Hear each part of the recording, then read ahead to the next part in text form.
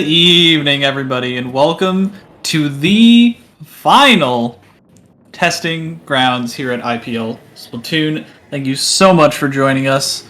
I'm here with Fern to commentate a great night of Swiss action. Fern, how are you doing? Doing fine. I got myself a little piece of cheese, also sweet. I'm ready to see the last testing grounds be maybe perhaps one of the best last tournaments I've ever seen in most of Splatoon community tournaments. Also, I'm pretty hyped. This is already the second half of the year. Can you believe it? We're already in August. 2021 is already finishing up, and I cannot be more excited for the month of September for Riptide, and maybe the day we can all have fun and go outside without we'll have to worry for a Delta variant. And what can you bring us for today? So it looks like the two teams we have going on right now are two pickups. The Cooler pickup, which has some pretty familiar names of the community, Ali from Crustacean Crusaders and Samson. And on the other side, I saw a couple of familiar names like Echo, but overall, this is going to be a wild card for me. We've got some interesting map modes lined up for us, like Splat Zones on Humpback. Pump Track is going to be dominated by those Booyah Bombs, but overall, I'm excited to see. Do you know anything about these players, or...? Hey, I'm mostly commenting more of the maps, because I honestly like to keep a surprise regarding the background of those players to the viewers. Just before we start, let's talk a little bit about the maps. So for zones, you did mention about the splat zones on Humpback with Booyah Bombs. What do you think is always the weapon that we always see as a Booyah Bomb? First two weapons that come to mind. Well, always you talk about the K-Pro and the K52 gal, but before that, it does look like there is a disconnect on the side of Pato meme there. Unfortunate disconnect. Pato means duck, so you don't have to struggle mentioning the word. It's the duck team. Duck meme. Duck meme. That's really funny. I'll try and pronounce it. I took Spanish at one point, and you have decent pronunciations, but alright. Unfortunate disconnect. But yeah, especially on this map mode, like we see on the side of the Cooler pickup, there's going to be a lot of Booyah Bombs from that K52 gal who puts down a lot of paint, and with that wall is able to have a lot of staying power, especially in these weird ramped areas. You can put down the wall in a lot of cool locations, and especially with how quick the wall goes up when it's on an incline. It's really nice for the K52 gal to pressure zone. So we're going to be seeing that. On the other side, it looks like a pretty standard comp in terms of just like weapons that you usually see. You know, the NZAP, the Junior, the Dually Squelchers, and the Nautilus, all considered to be pretty strong weapons. So they might be playing for a more aggressive playstyle instead of more special spammy. But I mean, when you have a Junior and an NZAP, they're going to be going for a lot of specials. Oh yeah, definitely. We can actually expect the Junior and the NZAP to be the ones getting the top specials most of the time. And the Junior and the NZAP, it's a pretty heavy comp. Both teams actually had a pretty heavy comp in a way that would honestly make sense on a zones map on Humpback. Meaning that I like the idea that I just see Kraken with the leader scope. At least Kraken knows that two mains of MPU, it is helpful indeed. But with no long range apart from the Nautilus from the Duck team, actually we saw the Nautilus that was disconnected and the Dually Squelchers as the longest range of the team, right? That, as a matter of fact, I do believe that is like one of the most interesting because of this map. Not necessarily you don't need a lot of range, given that the map favors a lot on itself, like short ranges as buckets. It's not like it's kind of like the opposite of Albacore, Hotel, or RO1 Mall. You just you don't need that much extra range. Yeah, like once you're in the zone, like it kind of favors those close quarters fighters, you know, because there's a lot of walls and everything. Although backlines do perform well on this map. It's one of those maps where both playstyles I feel like have a place. You know, you can run an anchor if you really want to, like an E leader, like a Hydra, or you can run anchorless, which both of these teams seem to be doing. So it's definitely an interesting map from a strategic perspective. But overall, I think, yeah, the range is a good point. You're going to be seeing a lot of the Nautilus trying to use that range to take those more advantageous fights. Yeah, the Nautilus. So it looks like we're back in the room. We're going to be going in just a second. Again, back on pump track. Hopefully no more disconnects. I seem to attract them, unfortunately, when I commentate. There's a lot of DCs when you commentate. Is that it? Yeah, pretty much. Do you remember the quote unquote the incident from Low Ink March 2021? That was the first time, and ever since then, when I've been on the mic, there's been at least one DC, usually multiple. So I'm been referred to as the bringer of chaos, and I really would just like one night without a bunch of DCs. Did you did you choose Chaos or Order, or was the final fest? No, I chose Order, dude. I really did. I don't get it. All right, back into the game. Welcome to round 1. This is the final testing grounds, and we're bringing you to Humpback Pump Track. Here we go. Looking at these teams, it seems like the Duck Meme team has a bit more paint, but it's going to be interesting to see how they fight over these zones, especially because positioning is going to be everything. As we see that Slosher over on that left side going to be harassing from that ledge and trying to harass this Nautilus, but the armor's online for both teams, and it's looking like the fight is going the way of the cooler pickup as they are ticking down this zone. But the specials coming online for the Duck Meme team should mean an even fight and a cap back of the zone at some point. Yeah, the Inkjet right there almost managed to take out the CDS. AJ, my friend here, play. I'm not gonna spare you any mistakes you're gonna make. I actually gonna clip it so I can show you later, because I love you very much as a friend. And right now we're just seeing once again the display of specials as being the main engaging to take down the zone. Gets the penalty applied. The Duck team has now control of the zone, and now the color picker will have to struggle a little bit. 2 people going down. It's a 2v1 situation. The CDS taking down the junior, and unfortunately going down to the Duck team with the Nautilus using the Cubby as a high ground was definitely well played. And now the Duck team has the advantage on points. Now they do, at the very least, have a lot of paint on the ground. It's going to be really key, especially for something like this Nautilus, who needs a lot of that paint to move around. But again, with that Slosher going to that far left side, is able to pick off the end zap, and all of a sudden we look away from the zone, and that was instantly capped. I think a Booyah Bomb or a couple of rains might have went down to capture that zone, at least help with it. But now with the Inkjet in the air, they're going to be trying to make something happen one more time. The chip damage from like the widest hitbox gets the pick onto the NZAP Echo for the cooler pickup, but they're still hanging onto this zone, even though there's a bunch of bombs being thrown out and their Duck Meme team is finally moving in. This is very much a bloodbath of a game so far. Oh yeah, but I'm noticing a little thing coming from the Duck Meme, that every time the NZAP, the orange NZAP goes down, is when the cooler pickup has the opportunity to push in and take back the zone.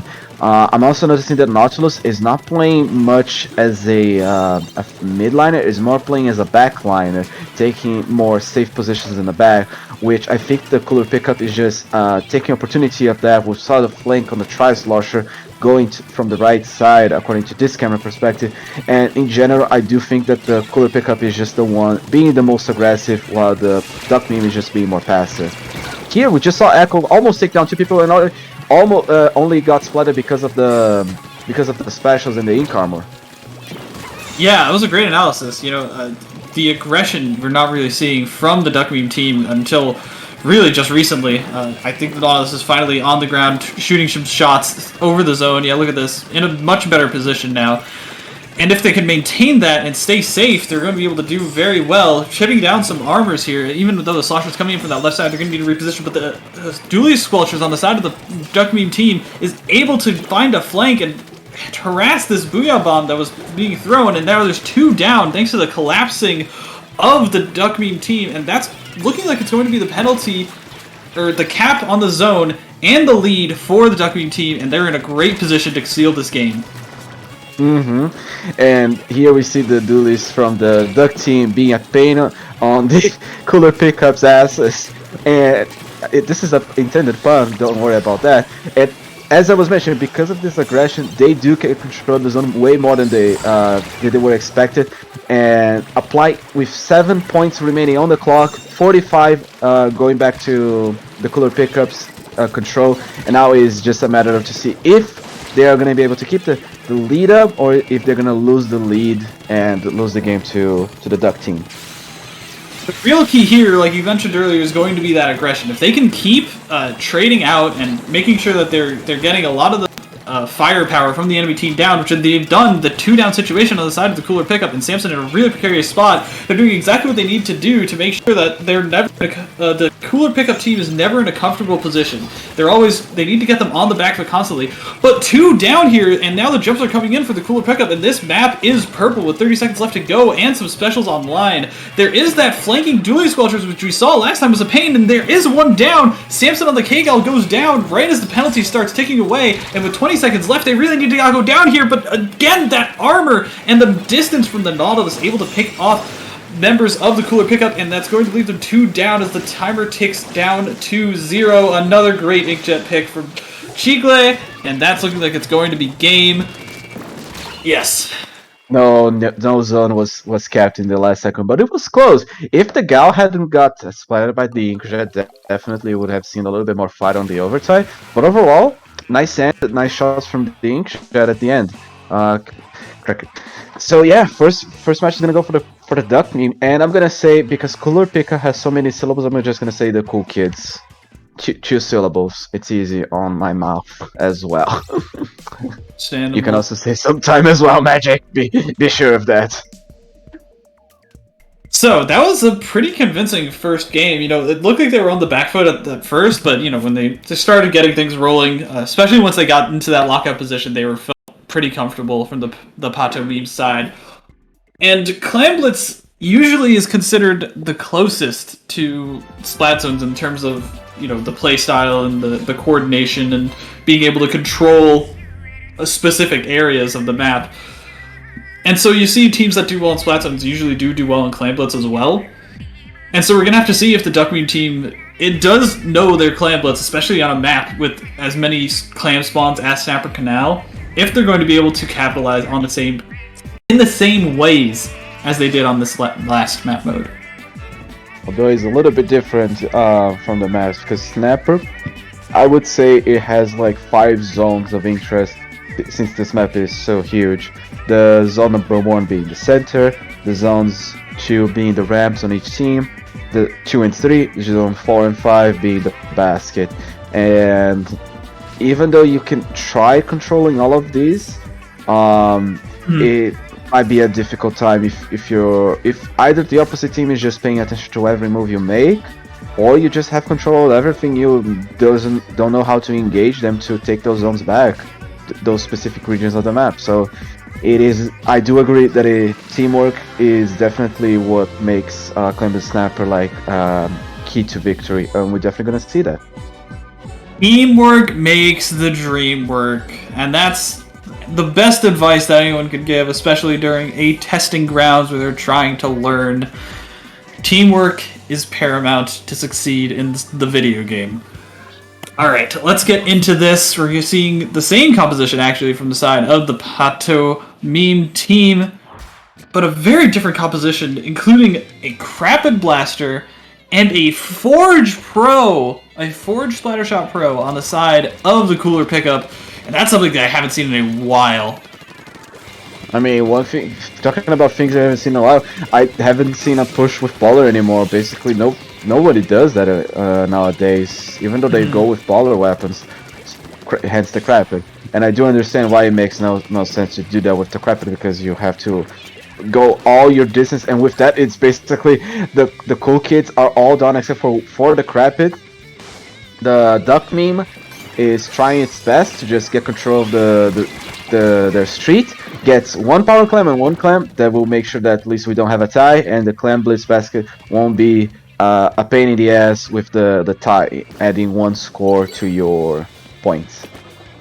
It was an alright push. It looked like they could have gotten a lot more, but it seems like they split their focus, especially trying to finalize the kill on that Crapid on the other side. And if they had done that much more quickly, it would have been a much better push. But since they were able to stall out some time, good play from the Crapid, the respawns came back up, and they were able to at least mend or stop the bleeding and mend the holes in their defenses.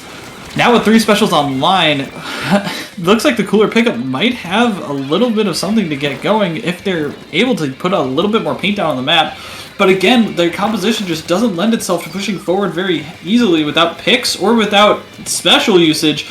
And with that pick, that's looking like it could be the opening that they need, especially since they have all these specials at the ready. AJ trying to fight one in mid, but that dueling squelcher is going to get exactly what they need. And that's a wipe!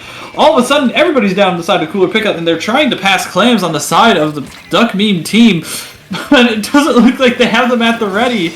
Not managing their clams very well is going to lead them with chipping down these scores and not getting very efficient pushes off. One going down on either side, make that 2, and they've finally got some clams to back them up, keeping the basket just open enough. And now with these defensive bubbles, it's going to be hard to keep that push going. Ooh.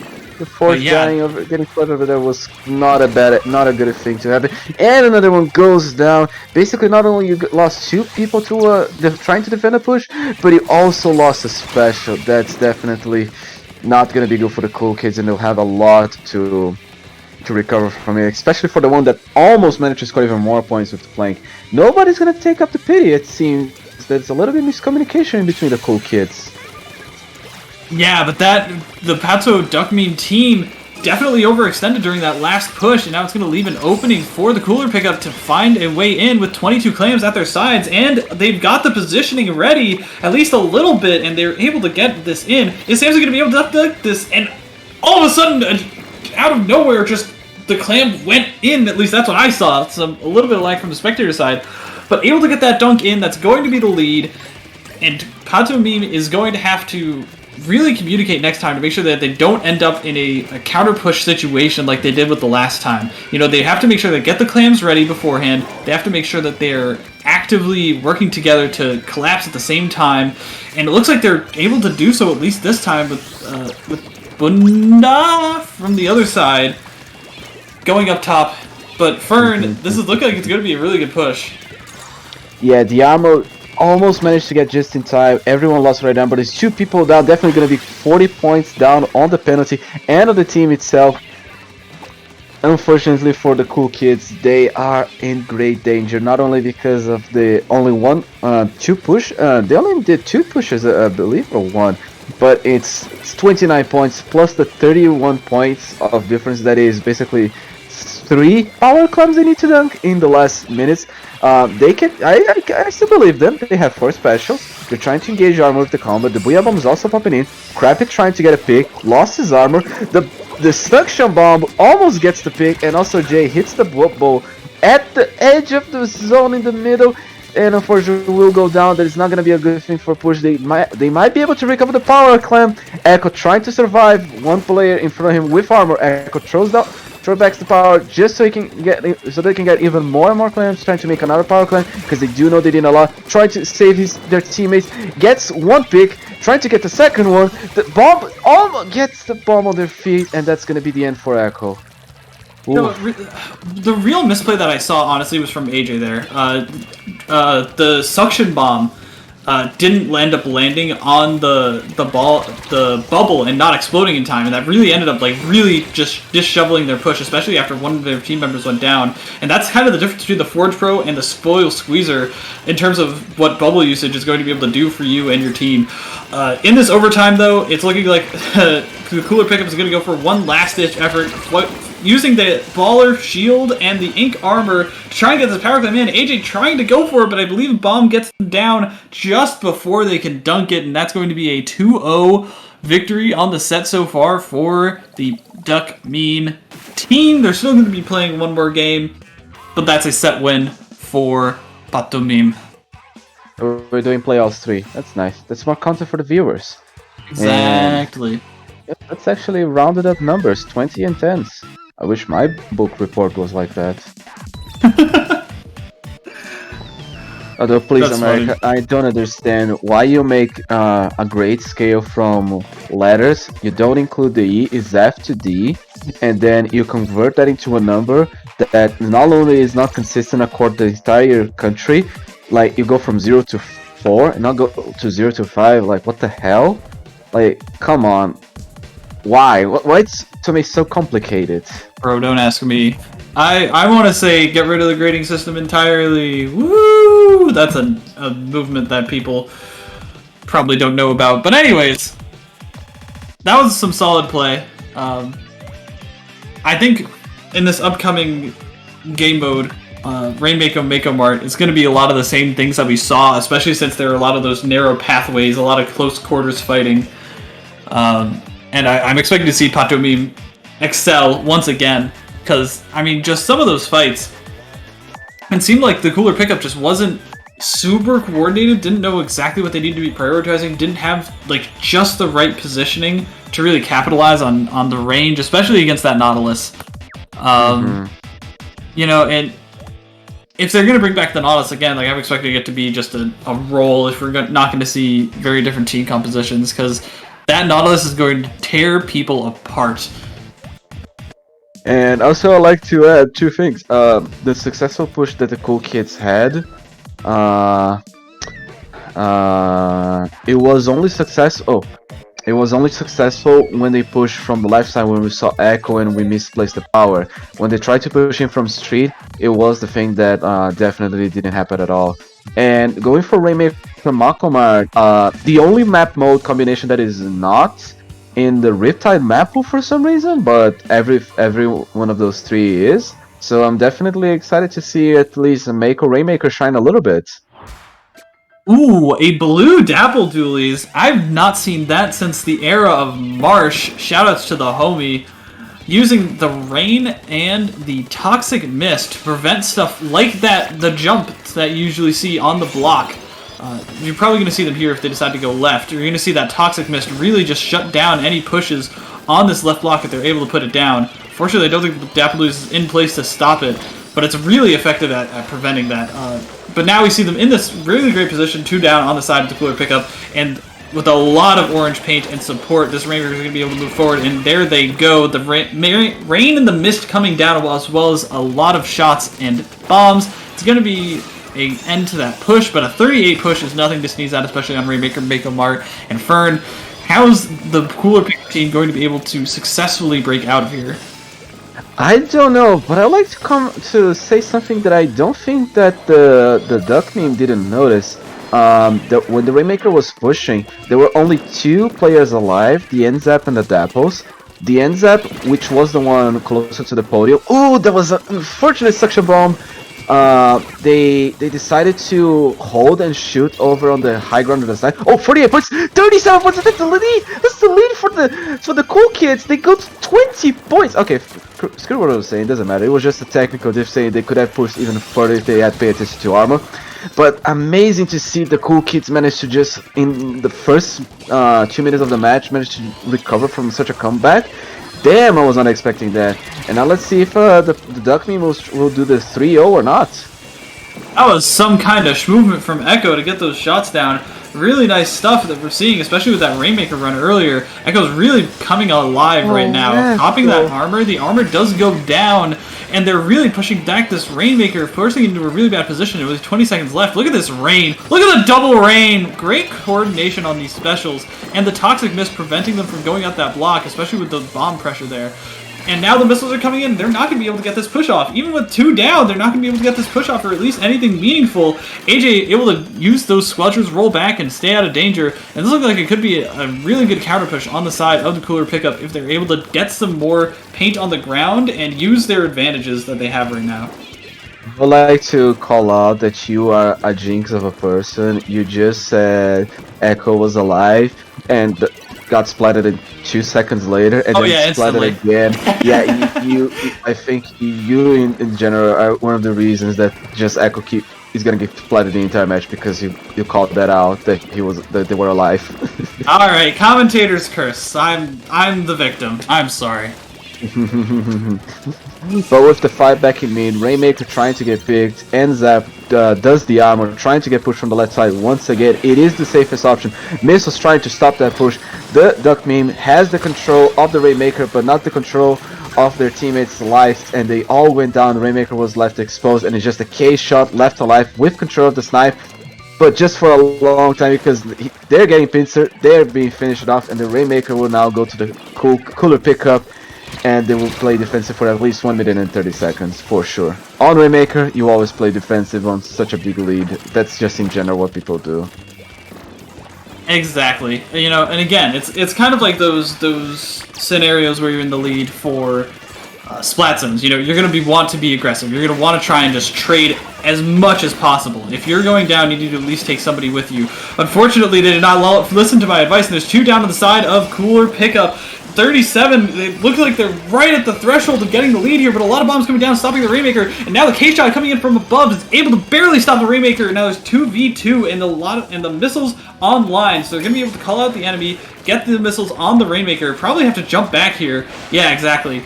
They need to reposition, they need to make sure that they're in front of where the Rainmaker wants to go, and they're doing just that. Now, with 1 down, Pato is going to have to really fight for this. I do want to congratulate now the cooler pickup on the canceling this push, because they did, except for the blue dapples, they calmly stood their ground, pressure with bombs, so the Rainmaker couldn't push in, because Splat Bomb and Suction Bomb, they have different timing, so it's not something that you can just risk it. And Samson came from behind, and took the advantage of the Rainmaker. There was a well-coordinated teamwork right there that I do think that the cooler pickup deserves to be praised for it. Wow, look at the coordination. The missiles went out, and then the armor and the inkjet came out at the same time, just as the cooler pickup was backing up. And fortunately, it's 1 down. But the Samson tries to take the Rainmaker at the last second, but unfortunately just gets taken down ahead of time. Now they're going to try and pick up this Rainmaker. They do grab onto it. They're going to have one last chance, but AJ's up here. There's going to be one coming up from above. Mo's trying to dodge here and unable to do so. Cooler Pickup was able to secure this game, but a very close match.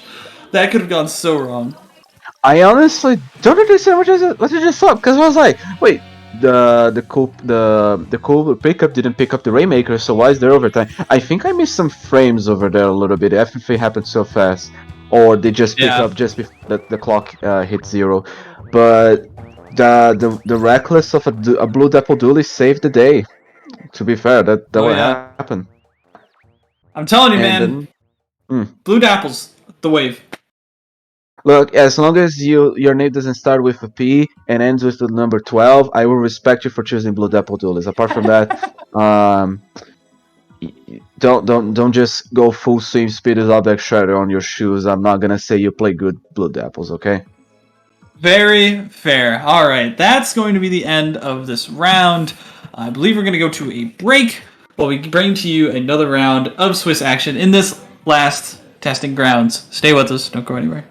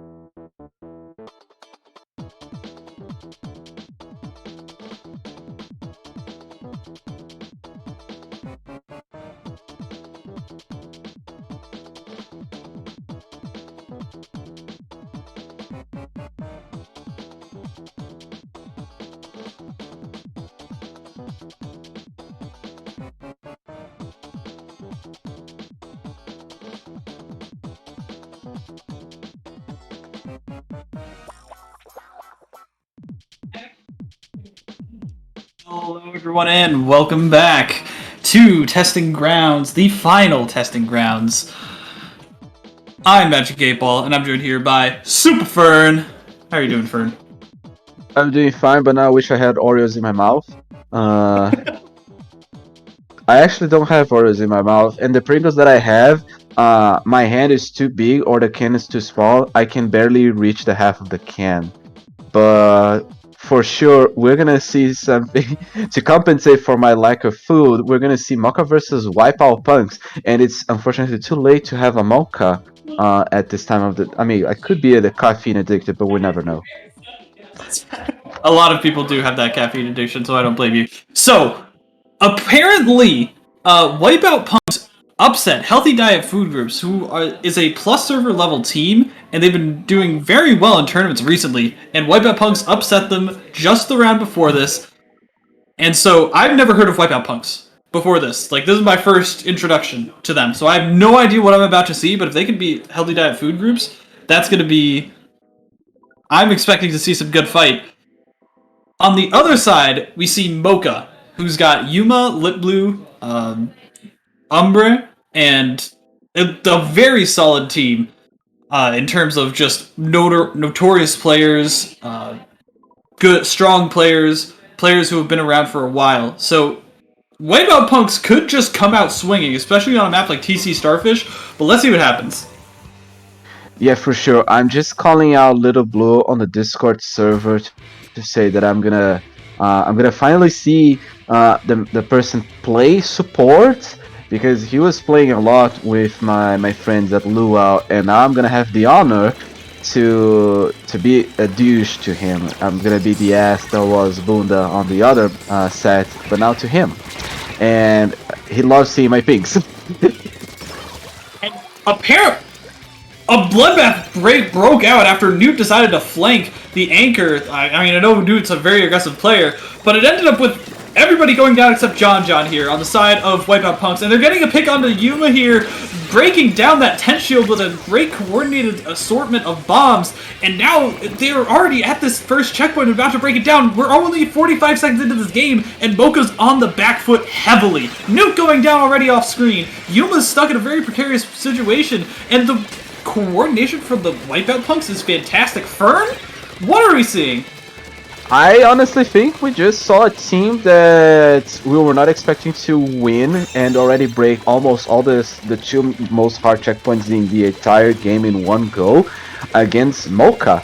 And to be fair, that could either be that we are in for a surprising set, or there was just a little slip in terms of them, because now the blaster is out, the 4 people, 3 special remaining, control of middle is indeed in the hands of Mocha, and everyone is trying to do their best, trying to stop the tower. Heavy does drop, trying to get closer and closer to the tower to stop, but the slushy machine does see that opportunity, and that's not going to be enough for Mocha to do it. So apparently, this is just debatable. Oh yeah, Newt, I can see Newt. Newt's a good ballpoint player. They're fine. It's just gonna be a very hype match in general.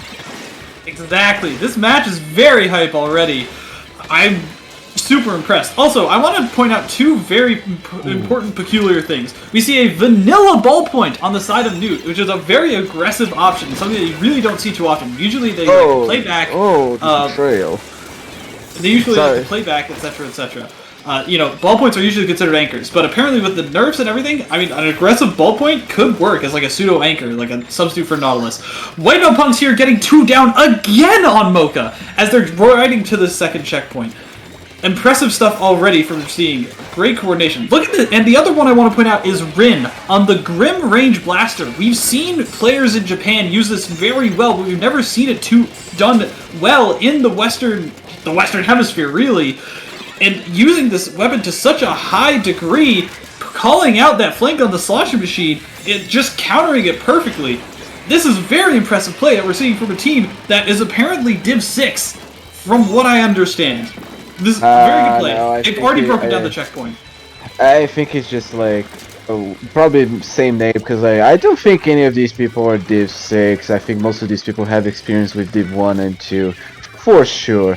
What we might have seen is just like different accounts, or just like they basically got better practice in between games, and they are ready for a show in the high levels of the last testing ground. And Little Bro, my man here, getting a pick on camera, so I don't have to expose you on the Luau server, getting 2 picks, getting the range blaster. Yeah, but unfortunately, I'm a little bit confused with this heavy. I don't understand what the hell this heavy deco is doing. The heavy is not on tower.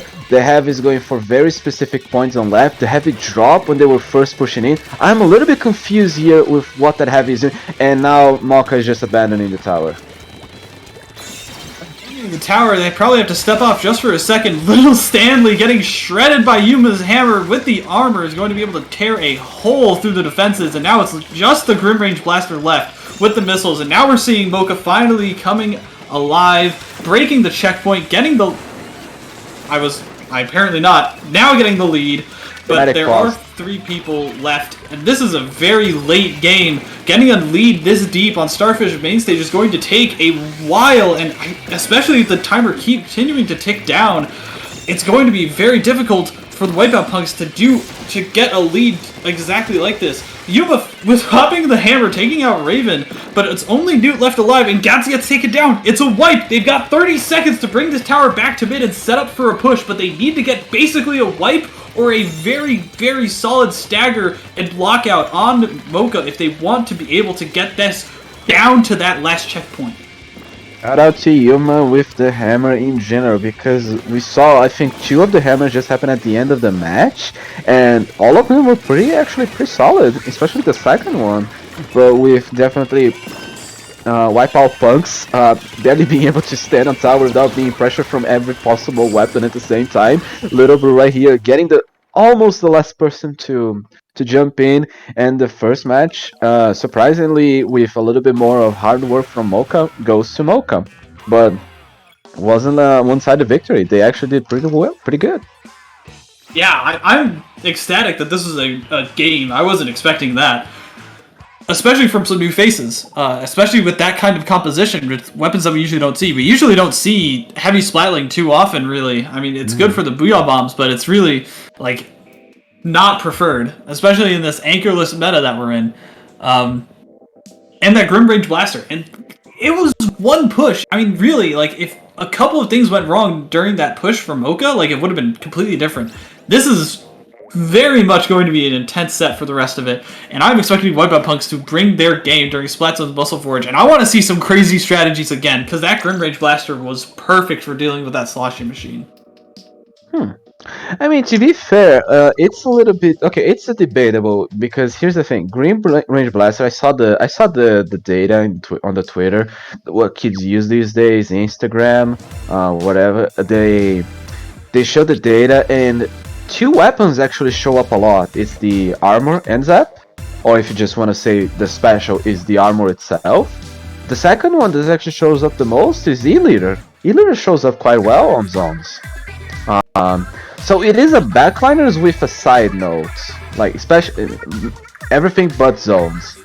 But heavy, I do agree, it was not that common. It's a little bit unorthodox with the Green Range Blaster, and I'm honestly surprised we're gonna keep a similar comps when it turns to Mocha, with the ballpoint still in place and the splash from Umber coming into place. Rin is gonna go to the Crab Pit.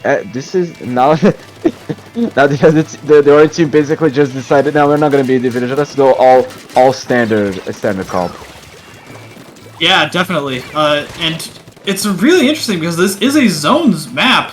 But they're really low in terms of paint. You know, the Crapid and the Pro leave a lot to be desired, especially against something like a ballpoint, something like a tent, something like a splash. There's a lot of paint on the other side of the map, and as we get 30 seconds into this game, there's a lot of timer that they've already chewed through from that early cap. Baller coming in, and the specials all went down for Wipeout Punks? Wipeout Punks. And so they're going to have to try and just get a couple of picks, but Rin here getting a lot of pressure and getting stuck in ink. That Crapid's going to be not able to get through if they're in a precarious situation. And already we're down to 30. They're going to have 1 push left and maybe 2 specials, if that, to really do anything with it. Yuma over here distracting them from the zone as the bomb rush comes in on the plat. They're going to have to launch this special. One member going down. The WIPEOUT does come in and does it barely. Okay. Barely neutralizes the zone. They were able to capitalize off of it. We're going to have a game, but this is a very large lead to get through. They're going to have to get a lockout very strong here with this pick-focused comp. I'm gonna be honest, all I'm seeing right now is basically people getting splatted, the camera changing focus, and 5 seconds with that person getting splatted. It's just basically like a whole bunch of trades. Basically, we saw the combo with the missiles and the Booyah Bomb to recap the zone, but that just is buying the time, while Mocha is already mostly set up. All the paint's already on Mocha's side, and everyone from Mocha is making sure that WIPEOUT punks with the rain kill in the ballpoint, splat on ballpoint, it's basically nowhere they can go to get back into the zone. And once again, the ballpoint is just taking opportunity on the people that are rushing into the zone without any cautions. And now it's time for the Crappy to show its face, and most likely it's not gonna survive. Yeah, I'm definitely not seeing a lot of coordination on the side of WIPEOUT punks this time around, and the baller not getting followed up on. That's gonna be the set for Mocha, showing exactly how their experience and their longevity in the scene has served them well. Unfortunate stuff. WIPEOUT punks really looked like they were scrambling towards the end there, really unable to get any footing. But the first game, it's just a very different game from the first game, unfortunately. Yeah, I basically did, like, do you know when you can make a square with two of your hands and like your the pointer finger and the thumb? I basically put that on my screen with just the middle. It's so green that I can barely tell which side was Mocha's side. Just how map control how much control Mocha had overall over the entire match. It's amazing that I think Mocha was just caught off guard at the beginning of the first match, and that's why they that's why Punks managed to get such a big lead at early game. Yeah, exactly. You know, it's very hard, especially as a younger team, going up against a team like this, with the longevity, with the experience, and just knowing that you have to overcome that mental block of fighting a team that you think is better than yourself. And you're not having that confidence, especially after you lost the first game in such a tragic fashion. It's super hard to overcome. But let's see if they can at least just set everything aside and try and make a very good game in this last one for Clan Blitz on Inkblot.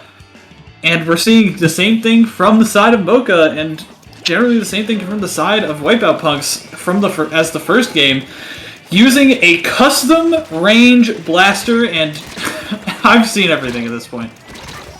I mean, did you? All that's left is the Thunder to come back, and then that's it. But yeah, I'm gonna be honest, regarding the team difference between the players, with Mocha opening the basket for the first points and having almost control, getting really unfortunately, and just scoring many points as they go. They are coordinating their claims as well. Like, I would say that if you have the mentality that they are better than you are not gonna get far. What you need to do is use this as an opportunity to just see why you consider them better than you.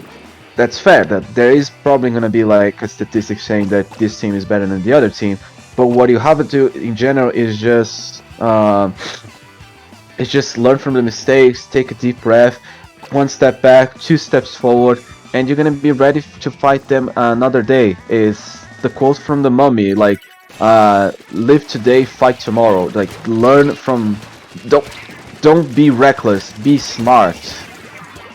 Yeah, that was definitely a very reckless play from that custom range blaster, trying to get some tricks onto Yuma there with that 10 shield, but unfortunately not finding anything.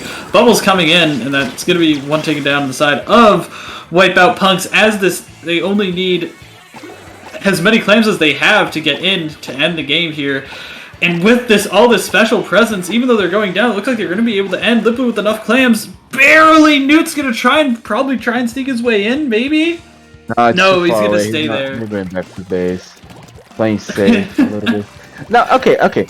I would say, let's try to see a little bit. What can you tell WIPEOUT punks to at least learn when they're going to push? Because if they manage to push at least one power clam now, I would say they at least learned something from this experience in general. Right, exactly. You know, that's a really good mentality to have.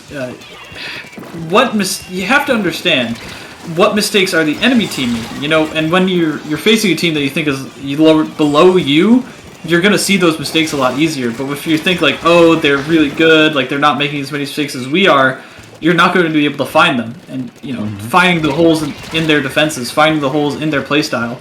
Newt getting a great pick there, using that aggressive ballpoint to in its full advantage. Power Clams getting thrown around for Wipeout Punks, and Raven finally using that caper to get an advantageous pick. But Yuma here with the dunk and with the clams from Lip Blue, it's looking like it's going to end the game. No, they needed one more! They needed one more, but that's 3 going down on the side of Wipeout Punks. And they've not left their You can throw it! Missed it. You barely missed! He whiffed! Airball! Airball! I don't know if you managed to see it, but I think when Yuma was using the tent to get like a bubble and pushing with the umbrella, I think I saw the suction bar from Wipeout Punks not get activated when the shield just went forward. Did you see that too? That was a little weird, right? I didn't see it, but I don't blame. It's very hard to just like react to that tent like very quickly, especially if they just come up the wall and then like you know. But yeah, that's a good point. You know, using specials to counteract other finish it specials. off. Thank you. Oh, there it is. Mocha with a very strong 3-0 set. First game was dicey, but they have shown why they're notorious in the scene, why they're in the plus servers, and why they are going to stomp anyone in their path in this testing grounds, this final testing grounds. Yeah, but maybe Mocha is one of the favorites to win the last testing grounds, and Lit can add that to his belt of victories. But we shall see. Victories indeed. I don't know what do wrestlers like that like do people actually wear that belt when you win a fight or something? Do they actually go out with like their, let's just say, like date, and then like do you want, and they just show off with the big belt in front of them, and they're gonna be like, is that person weird or that person cool? Yeah, exactly. I mean, like, if it's a random stranger out in the wild, probably weird. That's a really good point. But the Splatoon tournament win is a different kind of belt entirely. So, with that, we're probably going to get to a break. Everyone, thank you so much for joining us in this last testing grounds. We will be right back with round 3 of the Swiss action. Stay tuned for more.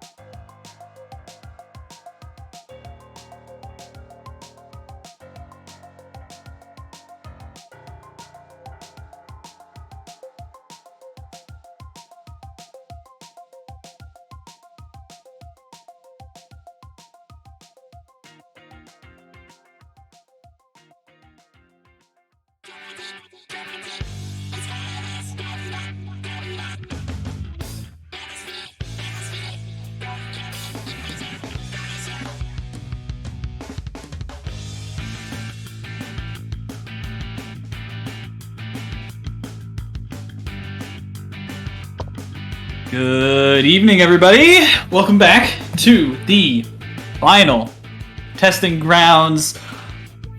I'm Magic 8-Ball, and boy, am I excited for this set. Fern, how are you doing? Me call Fern. How can help you?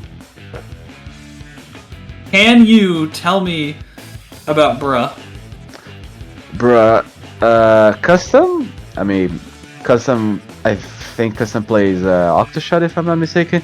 Horseshoe, I am also a little bit confused as well, but it does seem familiar. Lord Espier, great guy, great person, seen it a lot as well. But I'm a little bit confused if you could tell me about the Inkling technology at Purdue, because I see that, and then the second name is like ITAP bad, and I'm like, I'm confused. Are we talking about the school itself and the American system, or are you talking about your own teammates? So, ITAP, Inkling Technology at Purdue, is a team that was formed at the university that I go to. I helped create a club, start the club. We ended up forming a competitive team from players that were within that club, and I do coach them. And so I know them very well. I know them in person. I've worked with them for the past almost 2 years at this point, I think. Oof, 2 years. Yeah. Year and a half. Almost 2 years. And so I know them very well. They do have a sub tonight, Cynthia from Mahi Mahi. But otherwise, these players have been playing together their entire competitive careers. They've been doing really well in Ludi. And I'm excited for this set. Oh! Wait, I know. Okay. Yeah! Do you guys have a 10th player? Yes, we do have a 10th player. Unfortunately, okay, couldn't make it tonight, but that is who they are subbing in for. Okay, I can tell you a little bit later because I use a weird way to recognize your team tag, but I cannot say it on stream, okay? But anyway, let's go into the match because we see both armor on team, both rays on team, one hammer. Oh, we actually see two armors with a Tri-Small Syrian Junior. That's actually quite interesting with a Rainmaker set, since two people can actually pick up the Rainmaker and push in. And Custom is eager to pick the Rainmaker, but unfortunately the Charger is also eager to get that shot. Charger does go down. In return, though, Cynthia and Astra here up on this bunk, trying to provide pressure in mid, trying to keep them out, making sure they have a clear path up for the Rainmaker. Fortunately, both teams are in kind of a stalemate, already 1 minute in. Specials are coming online for Bra, though. With the missiles, with the armor, with the Stingray, this looks like it's going to be bad. Can ITAP back up in time? Looks like they will, at least for a little bit. Emi going for the shot here, unable to find it, gets picked off by Lonk, but the Rainmaker does go down. It's going to be 2 down for ITAP for right now, and they've got this Rainmaker in a really good position to push if ITAP is not ready. Here it comes, is what it's looking like. They decide to go street instead, not going to go over the jump. The brush was should I engage? Should I not engage? Oh, I see bombs. I'm getting the hell out of here. And just as that, they almost managed to get the drop with the almost guarantee one of the biggest, safest lead you can get on Manta Maria Rainmaker in just 1 minute and 30 seconds or so. The brush tried to be sneaky, didn't work out. It's gonna be ITAP's time to shine and pick up the Rainmaker and have some fun. Exactly. They prevented it from dropping down, and that's one of the key parts. Getting the Rainmaker to drop down onto that lower ground is basically a guaranteed safe push. It's a very easy to defend it from getting to that point. Or very easy, relatively, to, stopping it from getting on the ground. Stingray is a little bit easy, because I think it was just being... Oh no, the suction bomb the person just saw, but then decided to push forward, ignore his existence, and then comes back to haunt their feet. But yeah, I wanted to ask, what do you think was that idea with Stingray? It was stationary, just aiming, I think, above the Rainmaker. Do you think it was just trying to get the pop? Yeah, maybe get the pop, maybe try and, pressure people behind the Rainmaker, try and make sure, stuff isn't going on around them, trying to get an aggressive play going. Stingray can be used offensively. A great bomb from E-Wang to get 2 while going away. Now popping the Stingray, trying to find something on the left here. They do jump out. That's going to be a really strong push from Cynthia. Able to get the lead. They're going to be able to drop it onto the ground. Going for 34 points and a great push. A great awareness heads-up play to just skyrocket the Rainmaker after a really, really lucky bomb and just having the wherewithal to turn that around. Great stuff from ITAP to just Nah. It was not lucky bomb. It was not lucky bomb. I do the same thing as a charger. I throw a ball before I jump out. I am pretty sure that was not lucky. That was calculated. Don't take this away from the charger. Don't take. This is the first charger we're seeing, and I'm not gonna defend a custom jet scorcher for spamming Ray. Let the person get it double with the splat bomb. Okay. Okay, I respect that. Yeah, I mean, it's the enemy's fault for falling into that bomb, right? Hammer here, trying to pop this Rainmaker. It's going to be able to get the lead here. 3 go down the side of ITAP. Somehow, some way, I think it was to the top, and they're not going to be able to stop this. Oh, Rainmaker is such a turbulent mode, and that was really good play from both sides. Indeed, it was a good play. I wish I just had learned a little bit what happened with Bruh in order for them to get the pick, not the pick, the pop on the Rainmaker at the very end, because it seemed that ITAP had the advantage, but something happened that the Rainmaker just popped and got 3 people down, and just like that, and just the pressure was put on the Charger's hand, and it was like, yeah, the Charger could have gotten the pick, but at the same time, why did 3 people go down in the first place? So it was an unfortunate. I wish I could replay that just so I can learn what happened. But yeah, maybe we for sure. ITAP in the second map on Anchovy TC. Anchovy TC is going to be very strong, again, for both of these anchor players. You know, it's not often that we see 2 anchored comps, but especially Stingray is going to be really important here for pushing people off of the tower. K-Pro, with its Booyah Bombs, is going to be able to clear that higher wall from the side of ITAP. I don't know if Asher's going to go tri-sloshing here, might pick something different, but this isn't going to be a mode that's super focused on painting. It's a lot about, you know, getting picks, using verticality of these maps, raising the fan, as Hitzel would say. And I'm excited to see where this goes. Now, TC Anchovy, one of the we're gonna see a Fire Fin, and we're gonna see no Ray on both Bambi. Bambi. Okay. It's a Bambi with 99.9 at most likely. And with the Ninja Squid Drop Roller Brush, honestly, I'm actually surprised we're gonna see on this match with interactions already happening, but nothing much big. Armor being held a little bit, trying to get the Baller pick. Baller going straight for the Charger. Custom was a little bit patient, didn't get picked by the Brush. Oh, what happened? Oh, the K-Pro got the splat. Yeah, the K-Pro tried to follow up, but unfortunately the Charger caught that out, not getting distracted by the brush that was up in their face. Very good awareness from Esper there, and that's going to lead to a push for the side of Bruh. Unfortunate play there, but a good idea. The brush going down, Danny Boy here getting a trade, and this push is looking like it might fizzle out. Maybe the Bambi's left alone here, and Lonk is able to get into the enemy base. It's going to be K-Shot versus K-Pro here, barely missing that last shot, unable to find the confirm, and this tower is going to push, probably get past this checkpoint. There is a Booyah Bomb on the line, so it's probably not going to get too much further, but they are going to break that checkpoint. That's going to be a good first lead for Bruh. Bruh getting the Inkjet armor combo right away, but unfortunately the brush will not survive. The Baller custom didn't know what to do. I saw that the Baller was weird indeed. I agree with custom. That was kind of BS. Did you see the Baller was like, oh wait, is it up? It hung on the wall, I think. Yeah. Or like it was on the grate, and so like, you know, the hitbox got really weird. But using these balls to just spam them and be really annoying is a very interesting strategy, and already getting another one. Ooh, shred the Baller is not gonna be good. Now trying to run around. Since you're my favorite brush player here. The Booyah Bomb able to trap out Custom, I believe, and that's going to be 2 down for Bruh here. They are going to be able to get the lead on the side of ITAP, but Esper's going to try and fight for this tower. 2 go down on the side of ITAP to probably cancel out this push, but that's going to be the lead, and 2 minutes in, this is going to be a very tough fight.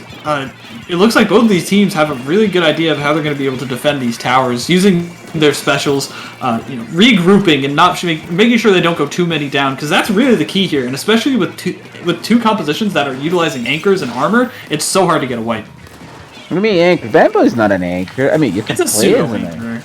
It's a pseudo mid. You basically have one-shot kills. I'm almost like a blaster. I mean, it has more potential. Oh, that was a smart bomb. I think the fan also increased the size of the hitbox because the game didn't know what to do first. Either increase the place of the bomb's destruction or not. But that was just a very clippable moment for sure. WIPEOUT bomb is online here, but Custom is riding this tower. There's going to be one down. Custom gets off for whatever reason. That's not going to be lead. The WIPEOUT bomb does go down here. Esper's on the enemy snipe, and basically Uncontested is able to get away from scot-free. Danny Boy is down here with the hammer, and they're trying to fight for this lead, but with that disadvantage, they've got so many bombs. I believe that's a bomber coming out from Esper. This is a very tight match, and ITAP is barely holding, but with this armor, it looks like it's going to finally break. Lord Esper is trying its position itself with Custom, and I think that it is getting us a little bit of results, but until the setup happens, ITAP could have abused a little bit more of that, the fact that the charter was not set up correctly, and they maybe could have, like, I don't know, I think something happened that we didn't see in the camera that allowed just Bro in order to get even more and more points. Oh, good play, getting the Esper off the tower, but that's 2 down again thanks to that Inkjet. Make that 3, and Bruh's looking like they're going to wipe, and unfortunately that wipe is going to spell defeat earlier for ITAP. My heart goes out, you hate to see it. They are playing with a sub, so it's not their usual play style, but unfortunate defeat for ITAP. Oh no, don't worry. I don't. You can do Vex and come here. I'm not gonna decide your past, determine your future. I'm just gonna say what I see and what I learned from you doing that. So don't worry. I don't have a grudge for a team for playing bad. I honestly like seeing people make mistakes, mostly because it teaches everyone that is watching what you should and should not do. The problem is that if you keep doing the same mistakes over and over again, then we need to call you out because clearly you're trying to do something that is not working. And that can be helpful for as well other people that maybe don't notice, but they also do the same thing. So yeah, if you just see perfect games, you basically are not learning anything watching this stream. So, kinda. Yeah, that's very true. That is very true. And, you know, it's the same kind of mindset of, you know, why people do replays after really quick games. Because, you know, it was one interaction that ended up going a little bit south and then they got locked out. You know, and it's just like, they didn't learn anything from that game, so they want to replay the map. That's completely understandable, in my opinion. So, we're going to see Splatoon's Piranha Pit here. Another tough map that's really, like, very suitable to the composition of Bruh here. You know, just great brush maps. Is what I'm seeing. Great Octobrush maps, which is really unfortunate because that would put Danny Boy at a disadvantage. But Piranha Pit, yeah, Octobrush has the biggest range in the entire game. It surpasses the E-Leader. What are you saying? Like, have you ever been like on the other side of the map? The brush was swinging, and it was like, how did that hit me? How did that hit me? It's Octobrush range.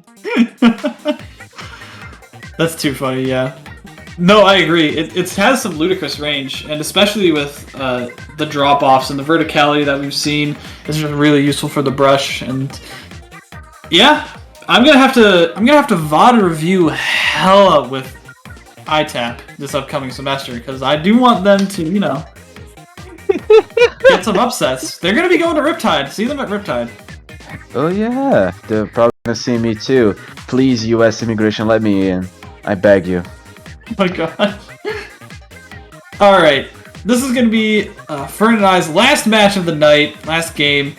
2-0, Bros over ITAP. Let's see if they can bring it back, get a game, show the world what the university team can do. Danny Boy is switching to Inkbrush here, and there I see a tent. I see a tent and a blob. Cynthia going with tent in the spirit of Gay, who is not here, unfortunately. And they're going to be using a very standard team comp besides that, you know, Armor Inkjet. But the Bambi coming out from the side of Bruh is also interesting. Unfortunately, that's going to go down immediately over on the left side of the map. Looks like they are a little bit too over-eager in this Bloblobber, and the Inkjet going to be able to find a lot of great picks here. Starting off, good push from ITAP. Good push indeed. And speaking, I was expecting to see an Inkjet from Bruh, but when I look up, there was a baller from the L3, a weapon that we actually don't see that often. I'm actually surprised with that. And that armor was a little bit not. I would say there was a little bit off because the T-Tech was playing defensive and the Blob was falling off. So I don't know. Do you think that was well played? It was the armor can be used defensively. You know, it's not unheard of, but it was definitely a little bit interesting. You know, I think that they eventually recuperated and were like, okay, we need to take a second, then go, and so then they pushed with armor. But it does end up with 2 going down to the side of ITAP. They are fighting for the zone, keeping it neutral, not really letting Bruh get settled and get into a lockout formation. You know, they stayed back with that Blobber, able to help the team get back in. And now it's looking like there's 1 down. Not having that Splash-O-Matic is going to be a lot of paint missed. There is an armor going up, and they're trying to go after this Blobber, but Blobber can be used really aggressively, and if you get into a fight with it, it's not like you can just take it down easy like any other anchor. Very good play from Wang here, taking down the L3 that was chasing them. Now it's ITAP in control. There is a bomb rush on the side of Bruh, but very weak, and they're getting back into a corner. They do have 4 alive and some specials, but they're going to have to make a very strong push here.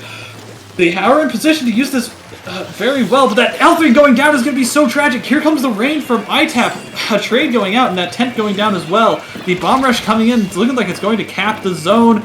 Maybe barely not! There's a lot of paint going down. They knew they could paint over it. They're trying to wait for the team to come back in. The ink rush going after this Blobber, able to take it down. That's going to be the cap for Bruh to get the penalty and to stop the bleeding. But holy cow, this is a very bloodbath match. You want to take a brief? I think that you, damn you actually hold. And you almost took the opportunity that I was going to say, you're going to mention an aggro Blob, you're going to summon Skeppy soon enough because of that. That's going to be your own downfall later. But yeah, that was an interesting interaction in general. The entire match has passed, and if you see the score, it's 32 points and 18, technically speaking. Not much of a zones result. Looks like a more complex result. In general, it was just so much trade in terms of possession of the zone and turf management that it was just a peculiar thing in general. And with the control of the zone, 1 point of getting the lead, loses the L3, loses the brush, and it's just gonna be an opportunity for retake from ITAP. I just don't know if the idea of the bubbles was in the fair. Well, there's just this recap fast, but there were two players down from Bruh, so would be a little bit wiser to save for the next round of bubbles. But the L3 once again does go down in a 4v3 situation with the penalty gone from ITAP. It seems that they'll be able to get even more and more points as they go. Armor trying to survive with the Blob, and the Splat Bomb indeed is going to make that alive. Brush is going to do what brushes do, try to go for a sneaky flank, try to get 2 people, the Inkjet and the Blob, but it's not going to work. And ITAP has basically still control of both zones since no penalty was applied. And here comes the baller coming in once again, but that L3 is going to go down once again. That L3 has not been able to have a good game, unfortunately.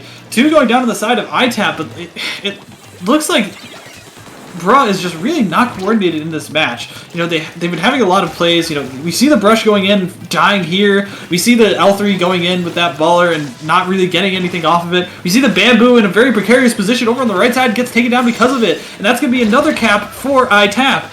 Bambi going down to 3v3. Blob's coming in on this left side, and with the assistance from the NZAP, that's going to be another good pick. This bloodbath going on in the mid, though, it's not over yet. There's 30 seconds left, but Bruh needs to get control of the zone. They do have the baller coming in. They do have the Bambi on that left side where it should be, and I believe that was the cap for Bruh. Yes, they are counting down. 20 seconds left, and armor going up for ITAP. They're in a position, but they're getting jumped on. The tent goes down. The tent goes down. That's the main engage. They're not going to be able to really get that much engagement. All they need to do is hang on to the zone, and it looks like they have more paint. The brush comes in, is able to get a pick on to the NZAP, but that's going to go down as well. That's not going to be a lot of paint. And with this tent shield protecting it, it doesn't look like they're going to be able to cap. They're barely not able to cap. The rain comes in, and that's a game for ITAP. Let's go. Yo, that shield blocking the shots from the L3 was actually funny. At least our camera perspective of it. No, but I do have to say that from what I saw, specifically at the end, the brush, okay, he was more of a nonsense than like an actual strategy. I just saw like ITAP learning that the brush was being annoying, and most of the armors when they were engaging were like the brush got splatted a little bit too much, or the L3 got unfortunately. So what I saw from Bro was just that ITAB managed to take that opportunity and just win the match overall because of those misplaces or just let's just say wrong timings of the weapons to be on that position. Especially the brush. The brush, I think, got split a lot by the blob just because it was rushing in. They were rushing in pretty fast. Yeah, exactly. Exactly. So that is going to do it for the two of us. I'm Magic 8-Ball. You can find me over at magic_octo on the twitter.com, magic8_ball on the Twitch if you want to follow me. I hope to be commentating at WIPEOUT. I haven't heard back yet. So you'll find me competing and hopefully commentating there. Fern, where can people find you? In real life, I keep that information close to me. But if you want to find me on the internet, superfern@013, I'll probably do my best to go to Riptide. Definitely have a high chance of going there, no matter what it takes. And depending on my abilities, I will be able to also show off in a nice outfit. But until then, I will be seeing you guys later. See you all later, Squids and Octos. Thank you so much. Don't go anywhere. I believe Popgun and Crackamere are going to be on next with more Testing Grounds Swiss action into Top Cut. So stay tuned. This is the last Testing Grounds on IPL.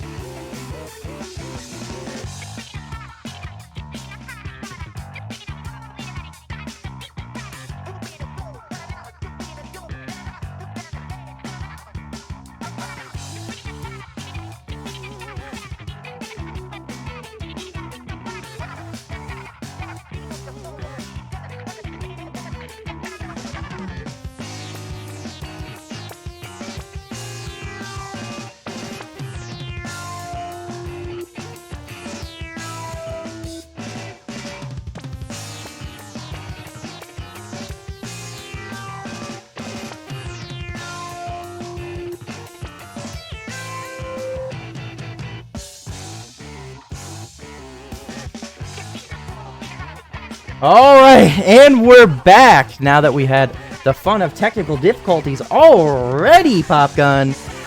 We're here to watch an exciting one, the Cooler Pickup versus A to P. What do you think about this one, Mr. Popgun? First off, I just want to say shout outs to all the people in chat that are actually human. It's good to see actual human people in chat today. Also, if you would like to join a server for just fun Splatoon times and to bully Popgun, the streamer, somebody can post the Discord link to that in chat and not any other nonsense. Look, this matchup, Assault to Pepper, these guys have been around since they were playing Splatoon back in the old days with leather helmets and pigskins and things like that. A team that has won low ink, I think, back in like 2019. So A2P been around a long time, going up against the key team. The Cooler Pickup, I believe Fern was calling these guys the Cool Kids. But we are going to be playing first game on Tower Control. This is MC Princess Diaries, Turf War MC Princess Diaries. Yeah, it's testing grounds. You're going to see this every now and then, and you're going to see a lot of paint coming out on the side of both teams here. The Cool Pickup notably coming out with the Aerospray PG. According to Kraken Mayor, that is the worst Aerospray that you could use.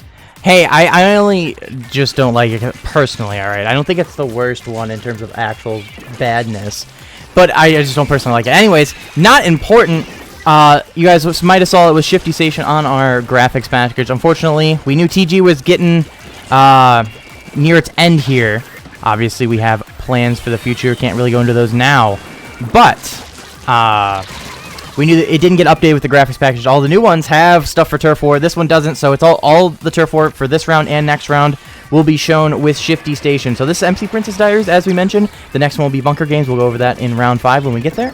But nonetheless, right now we're seeing a pretty fun match here through the first minute. Back and forth, Popgun. We see the bomb rush coming from Soren, but getting absolutely swarmed and going down. Yeah, it's Turf War, which kind of means that, we're going to see some action going off in mid, but it's not going to mean a whole heck of a lot until that timer gets down to about the last minute or 30 seconds or so, especially on a map like this. He who gets Pearl, it's not an automatic win that you're going to get here, but you're going to be in a pretty good position to get the dub if you can be the one who gets Pearl. So winning this map is going to be down to who has control of dead mid in about 30 seconds from now, because you'll start descending, I believe, at the 1 minute mark here. Yeah, I believe so. I think it's a 45-second mark when you can grab it. But the big thing is you can use that to splat those bombs in that alleyway, and that's the key. That gives you a ton of paint really quickly, and if done right, you can absolutely time that up where you just get it right at the end of the game. That's one thing you can do is actually hold the area, and then wait until the last maybe 10 seconds or so. Just focus controlling mid and then just blast that and give yourself a pretty good chance at victory. So here we go, a minute remaining. We see the dissension going to start here, the sequence appearing on our screen. But right now, A to P having complete control of mid will most likely grab this. And we see 17 rats grabbing it and using it to pop all those bombs, as I mentioned, Popgun. Yeah, A2P knows how to play this map. I mean, I don't think they've scrimmed it a whole heck of a lot, but you got to recognize, okay, the first portion of this game is not going to be pushing up. You saw the Slosher just kind of ledge camping mid, just keeping everybody away from Pearl. And then they get Pearl, they fire it, they explode some bombs in the process, as you kind of mentioned here. And look who's in danger, the team that didn't get Pearl with their Aerospray down. Samson trying to push up, do some damage to enemy base. TV Sai sniffs it out and takes them down. And with 10 seconds to go here, danger completely on the side of the Cooler Pickup. It looks like A2P is going to get the first dub here. No baller necessary out of Soren. Yeah, that was a complete domination at the end for A to P. They've got control of mid, and the Cooler Pickup could not get out of spawn. And we can see them actually got pushed back consistently into spawn, only ending with 25% of the map compared to, 66% or so, I believe is what it said. So, a complete domination in favor of A to P in that one. Once they got control of the map, there was no chance for the Cooler Pickup to come back. But we're going to go back to a more normal map mode here, Popgun. arguably Rainmaker. Okay. That's what that Now, stutter this was. is, I was laughing at that.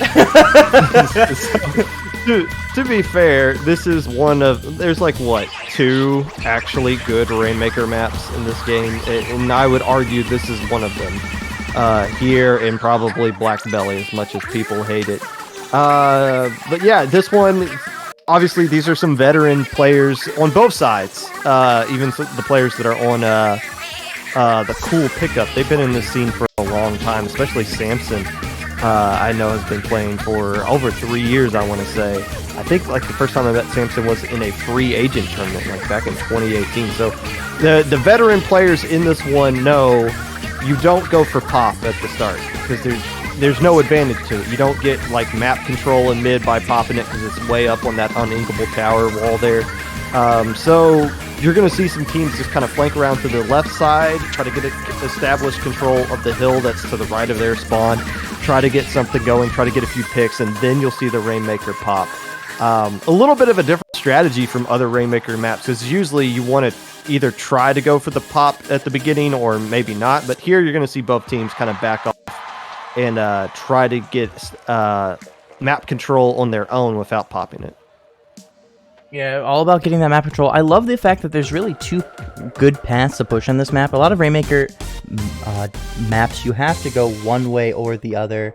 And once you get yourself in that situation, you know, the other team can just sit there and defend one position. Oh, well, they're going to go this way. Oh, we'll hold this one. Oh, they decide to go the other way. We can quickly swift over a really defensible spot. This one, you have really 2 good options. You can always go, of course, across the left side, as we've seen teams do numerous times. And, of course, if you want that fast push, you get that opportunity to do so, you can go right up the middle and score tons of points really quickly, Popgun.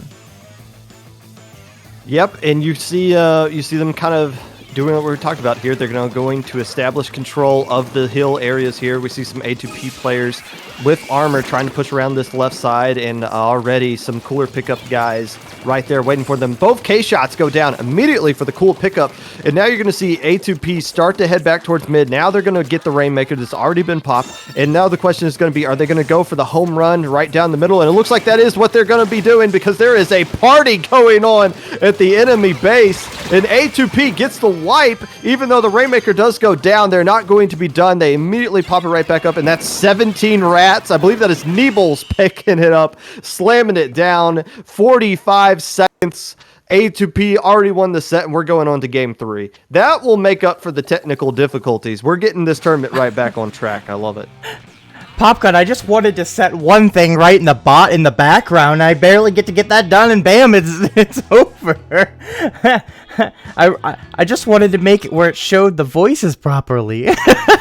And bam, we already have A to P having the set as you mentioned, but luckily for the cooler pickup, it's not over yet. Get that last game in. It will help you for tiebreakers, though I know they're going to have a tough time. I don't know what their record is necessarily, but we've seen them now. I think this is their second loss on stream, so even if they go 3-2, tiebreakers may be the difference between them making and being out of our top cut.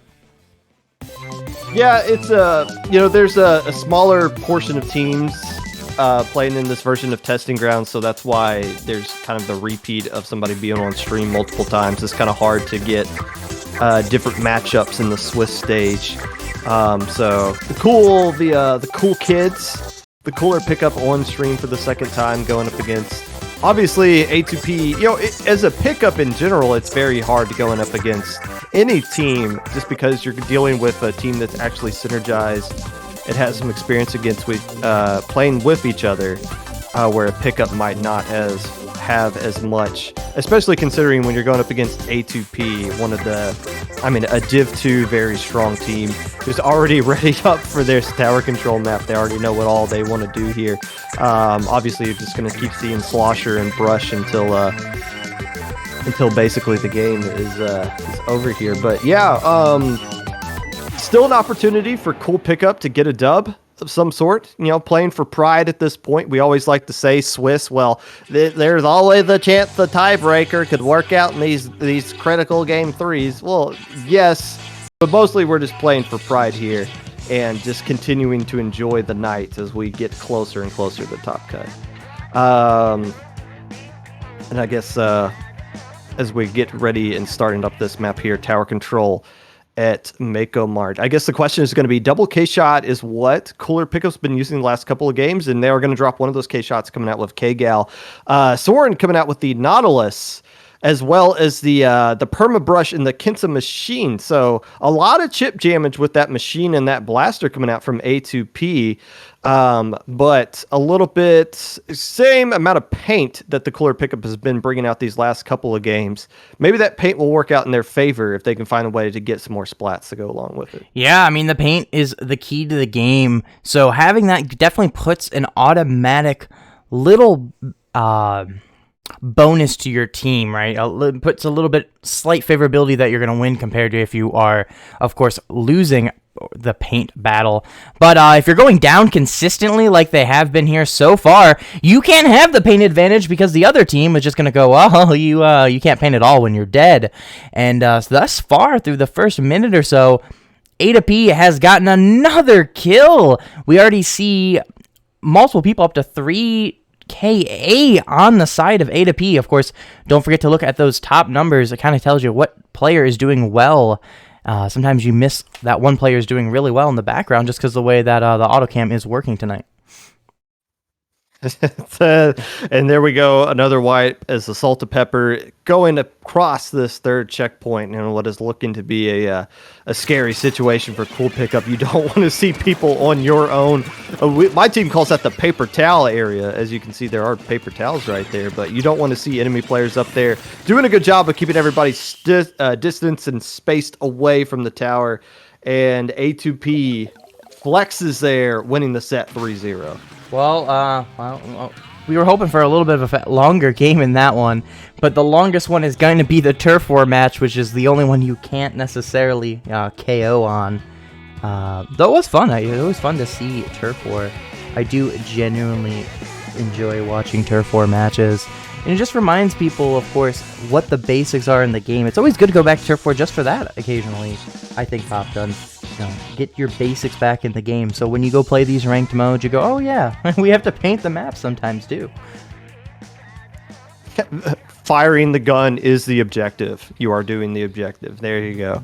So there we go. I think we got caught up with the rest of the tournament there, so that kind of works out. Regardless, I think we are going to take a break now as we head into round 5.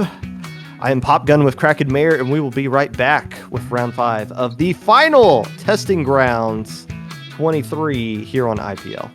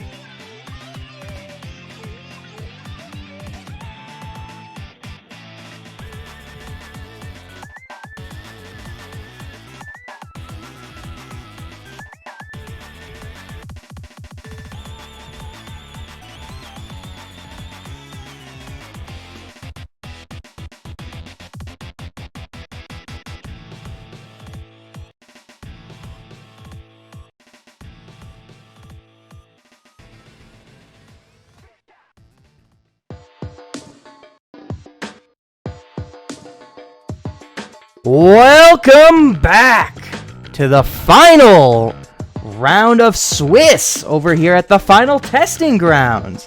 I am still Kraken Mayor, I think. Still joined by Popgun, I hope.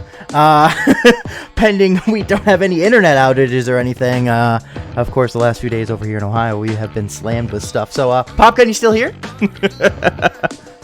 Kraken, my beloved, you know I would never leave you in your time of need. Speaking of my beloved, I saw Havoc on Twitter earlier today. I believe this is, well, obviously it is a pickup, but I believe this is a all-slosher team, or at least that's what Havoc was looking for on Twitter. We'll find out in the next couple of seconds if that is still the case. But Carnage Gaming, far from being a meme team, a very strong team in their own right. Red Shell and Rizza representing the squad today. So we're going to see, especially from Red Shell, we're going to see a lot of shenanigans from Brush to Rollers to who knows what else they're kind of working on today. This is basically a winner moves on to top cut, loser gets to start their Friday night early matchup here. Carnage Gaming sitting at number 6, my beloved sitting at number 7, both at 2-2. We were kind of doing the math in our head. If you could lose this one and stay alive for top cut, but if you lose this one, you're going to be 2-3. And it looks like we are going to get at least 8 teams that are going to go 3-2. So win, move on, and lose, and well, you will never play in testing grounds again in your life. You know, that's so weird to say. My brain was like, wait a minute. I was like, oh, wait, he's right. This is, of course, the last testing grounds. The last Swiss round, for that matter. We will, pending something crazy, and we make a comeback over here at TG. This is the last one. And obviously, we have bigger and badder things coming. So, TG has had a good place in IPL history, and we will always remember, and we appreciate all the TOs that have helped over the years. Well, the year, about, not years, but years for IPL as a whole, including Low Ink. But one thing we might want to forget is this double blob comp coming out here from my beloved. I guess it is right. This is a all slosher comp here for my beloved. 2 blobs, one of the vanilla and the what is that, Deco is the other one model here. Yes. Along with the tri-slosher and the machine getting the wipe there. So Carnage Gaming got their work cut out for them as far as the bathtubs are concerned on the other side, but they do have control of the map, and they do have the lead, as we do see some specials getting built up here from my beloved. For what it's worth, those blobs are going to work out really well in this map, which is probably why they decided to bring 2 of them. But when your tri-slosher is going down and your Kenta machine, it's going to be hard to be aggressive when all you got is a couple of bathtubs to work with. Yeah, definitely really aggressive, or really lack of aggression when that happens. But the lucky thing for Slosher class weapons is they have basically every role you need covered. You can have a support one with the different tri-sloshers, can play supporty if they want. They can also play aggressive, as we are seeing. Machine can also play aggressive, for example. And then you have like the backline ones with the blobber. The regular slosher can play like midline-y sort of role. So all the roles are covered with sloshers. One of the few classes that can do that, along with, of course, roller classes with the dynamos and whatnot, can be like that. And shooters, which encompass half the weaponry. So they own everything from jet squelchers to technically blasters, or even a subclass of shooters. So everything is covered in shooters as well. But nonetheless, it's fun to see this sort of comp. Yeah, and Carnage Gaming also has a more, maybe not with the Octo Brush, but a quote-unquote more traditional comp here coming out with the K-Gal, and it looks like that's going to be enough to possibly get them the lead right here. Although we do see my beloved pushing in here. Now everybody getting their body into the mid here. A hammer getting popped out, the first hammer of the game, and Red Shell does take care of the Blobobbler, and that is going to clear out mid and cleans it up with a little dash of the brush as well to get the KO. Carnage Gaming up 1-0, one more win away from making top cut. As I was just going to say, yeah, a nice comp coming out from my beloved, but when you got a K-Gal, you got a junior, and you got a player who uses Octobrush almost like a cheat code in Red Shell, a little bit more traditional, a little bit harder to beat. Yeah, it's a very difficult comp to beat, and that's part of why Carnage Gaming does so well. They have really solid comps. And we have Shifty, well, it's not Shifty Station, I should say. It is Turf War. We're going to the bunker games, Popgun. We're bringing out the fun. I forgot about this. So what do? You just go quad blob here? I mean, if you're sticking to this mindset, I would assume they would keep 2 blobs still, because those things paint a lot. They're probably really good here too. I mean, sloshers in general are good on any maps that have slopes. There is a lot of slopey action going on here. I'm just thinking of what sloshers you have available. I guess you kind of just stick to what you just have in that last game, don't you? Double blob, try with armor and the Kinsa machine. Unless you want to bust out maybe, I don't know, maybe a soda at some point. I don't know. Yeah, I mean, I would probably go normal soda. I think the bomb rush would be more beneficial in this particular mode. Fizzy bombs do paint pretty well though, and I think some of those lanes it might be beneficial. So it kind of depends on if you want to go more fizzy heavy or if you want to go main weapon heavy. Of course, the main weapon, totally then go with the Bomb Rush as the better option, as it's going to paint more. But if you go Fizzy Heavy, it has its benefits, and it paints a ton. You can see weapons like K-Luna get tons of paint if they just spam Fizzies. And you can even see places or weapons like Machine put down a pretty solid amount of paint in terms of raw numbers just by spamming Fizzies. So if you go that direction, the K-Machine can definitely put on a lot of paint and be completely viable in Turf War. Yeah, you know, it's been nerfed a couple of times with the amount of paint that it puts down. I still see it as a weapon that can put a decent amount of paint on the ground, but obviously in a map like, in a mode like this, you're going to want to get a lot of kills with a Kinsa machine more so than put down paint if that's what you're going to come out with, and it looks like instead, pretty much the same comp, except they're coming out with the V Slosher with missiles and a suction bomb on Dream there, as opposed to the Kinsa machine they were using. Red Shell being the one picking up the K-Gal this time around. I believe the person who was using K-Gal is now using Splash. So a lot of paint-heavy shooters coming out on the side of Carnage Gaming. You could argue Carnage Gaming has the better painting comp, but if they can keep their Blob Bobblers alive and just keep flinging bubbles, well, there goes down one right there. But if they keep flinging those bubbles around, they're going to have a good shot to stay in this one. And again, with bunker games, they picked the shiniest colors they possibly could. In bunker games here, it comes down to getting control of your top right corner and the enemy's corner if you can. And it looks like, at least for the beginning here, My Beloved is doing a good job of working their way into the enemy quarter. It was until Inri just got a nice splat there. Yeah, and add another one to that Popgun. Of course, they go the crazy colors. I think this was Pearl and Marina fight, I believe, off the top of my head. Yeah. And of course, I forgot to ask them to go in normal color because, as I mentioned before, old graphics packages aren't updated to Turf War stuff.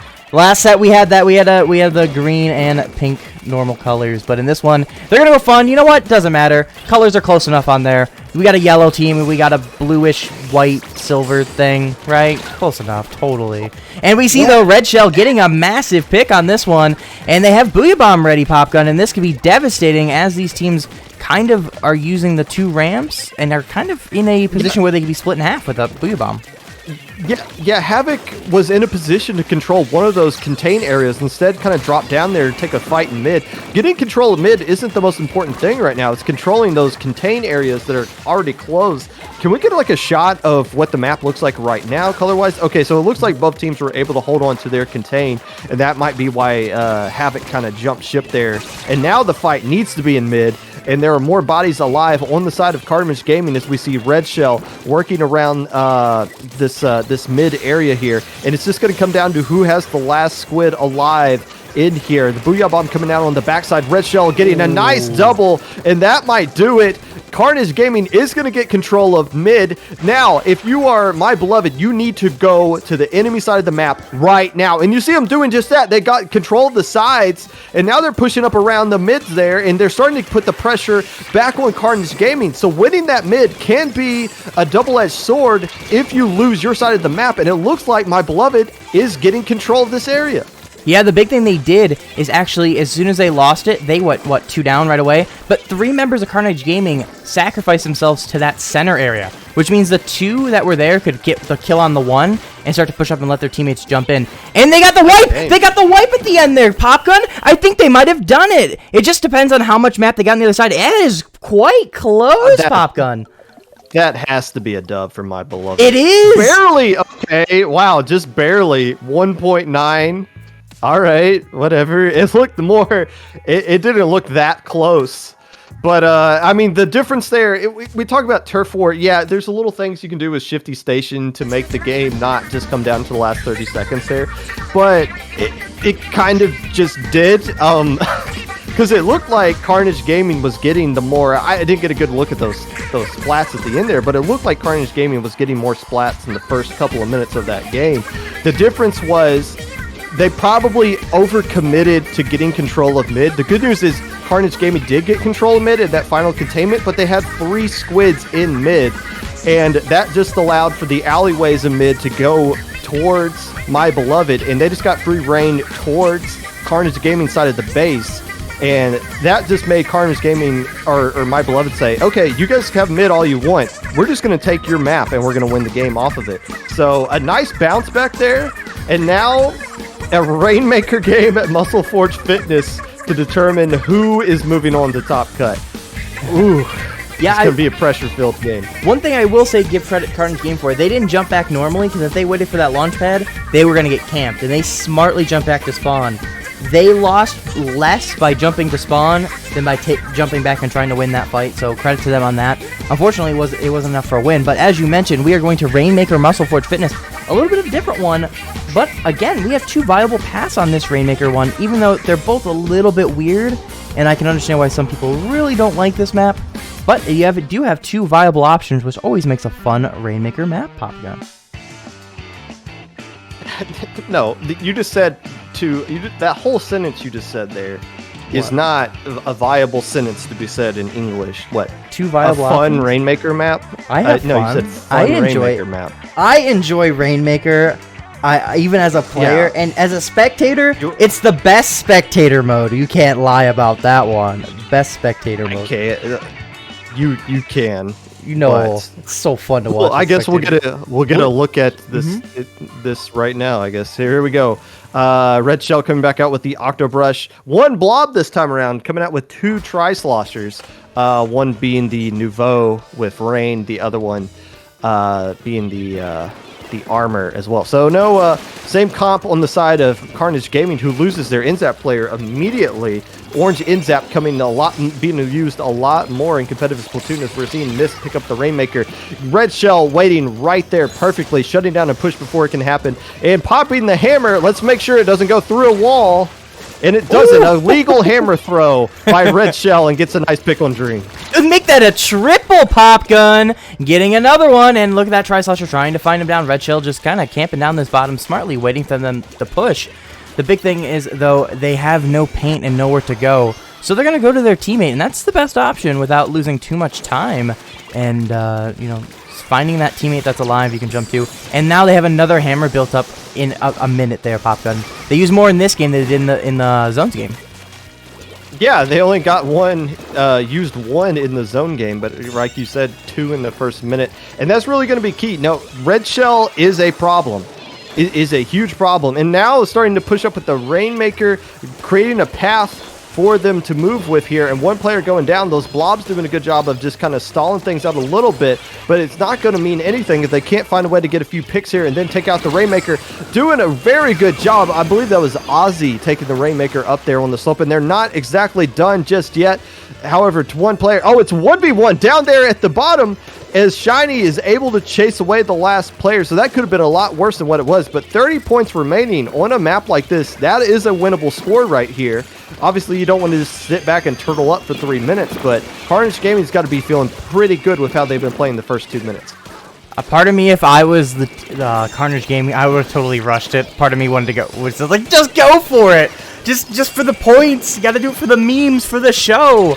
But, of course, my heart or my wants are not met in this case when you want to use your brain and be smart, stay alive. And we see Carnage Gaming, though, having another opportunity to push, getting stopped by the buckets. We have one here in mid trying to flank around. But the big thing is they're going to be completely surrounded, and they are going to go down in the end. But it did cost 2 people's lives as they got effectively pincered by the people coming out of spawn for My Beloved. Yeah, if you're going to get back into this game as My Beloved with the comp that you have, honestly, this is if you're going to go quad Slosher, this is a decent map to do it on. Slosher working out really well, again, with all these slopes that we see here, but they're doing a good job of keeping the body count for Carnage Gaming down, and they'll get lead if they can pull that off, but Red Shell says, no, we're going to force you to go the normal way instead of the way that if they were to land that, I believe they would get lead if they were to just jump off that zip line, but Red Shell doing a good job staying at home and shutting down the only option that could have gone with only 2 players up compared to Carnage Gaming's 3. But now, very nice pick by Havoc, taking down Red Shell, and now working to get control of mid with a Booyah Bomb exploding right behind them. Takes down one Tri-Slosher, and now there's somebody else in their side of the map. Make that a couple of player. Uzi going down as Havoc working around that left side before a bomb explodes, taking them out. And Red Shell, again, this is a problem. Having a player of this caliber using that kind of weapon in your trench is going to be something very difficult to deal with, especially when you're the team that needs to be on the offensive side of these pushes here. And look at Red Shell getting a double when they're getting surrounded by players, getting a double and through armor, mind you. So it wasn't even just we got a double because I fell into me swinging. They had armor, they had time to respond, and 2 people on My Beloved go down. Anari here trying to build up another set of missiles, going to call out where the opponents are, going to missile them, maybe move them onto that position, and hopefully go for even more points. We see the Rainmaker pushing up quickly. Rissa, of course, on the Rainmaker, as the junior has to do 9 times out of 10. And the last player, though, getting that pick, Pop Gun. I mean, yeah, in a comp like this without an anchor, as we see Uzi picking up the Rainmaker and slamming it down and moving Carnage Gaming into top cut. My Beloved basically needing divine intervention if they want to find their way into top cut now. But with no anchor, yeah, who do you want to pick it up? Probably the person who can pop it very quickly with double bombs, like a junior has, and then instant grab it, and then everyone else just kind of set the path there. But a good team effort by Carnage Gaming, surviving the sloshing attack of My Beloved. Only loss into a turf war game. So I guess take that into consideration. But regardless, Carnage Gaming moves on. Yeah, it was a fun one to watch, though, especially when we had that turf war map. That was fun. I really genuinely enjoy watching turf war. It's just so much different than normal matches, and a lot of people, it just, as I mentioned before, it throws some people off. But I'm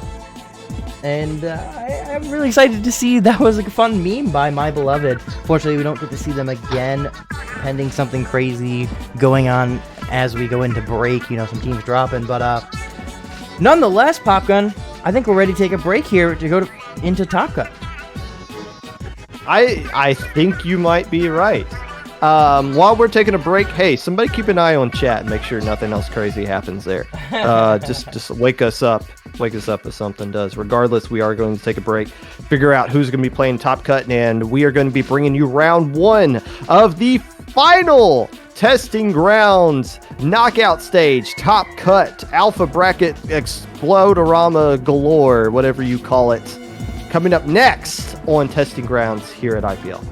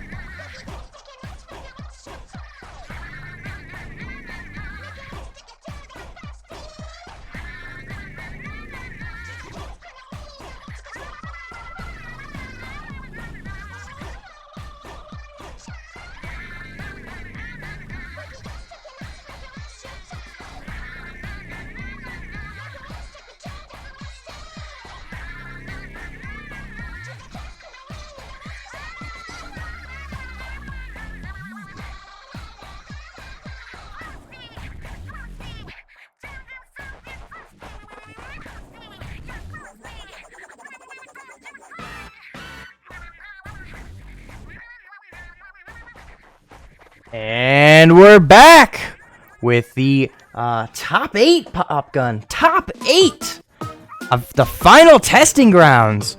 Who will be the winner of this entire set, Pop Gun? I'm excited to find out. But first, we're going to have to go, again, as I mentioned, the top 8 set. And we have Carnage Gaming versus A2P. The team that, spoiler alert, the team that's going to win this whole thing is going to be Mictlan Heroes, but or I'll be long gone before we get to that point. Who's going to win this one? This is actually a rematch from Ludi. These two teams were both Div 2 and were actually in the same group. Carnage Gaming beat A2P by a whopping 5-0. I just looked that up. Now, that was, what, 3-4 months ago? Things have changed, obviously, since then. I believe Siren has been added to the roster since then. Dan did not play earlier in this tournament, but Dan is now back on this one, so might be a little bit of a grudge match here if those two teams even remember each other from that long ago. But a couple of Div 2 teams squaring off for the right to keep their testing ground hopes alive. What is this? Best of 5? No turf war. At least in this set. Is there turf war in any more of this tournament, or? Nope. It was just for the group set.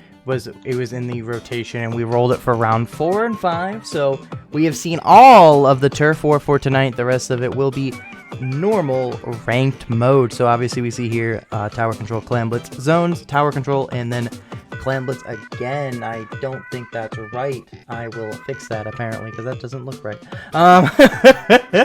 Anyways, here we go into this one, Pop Gun.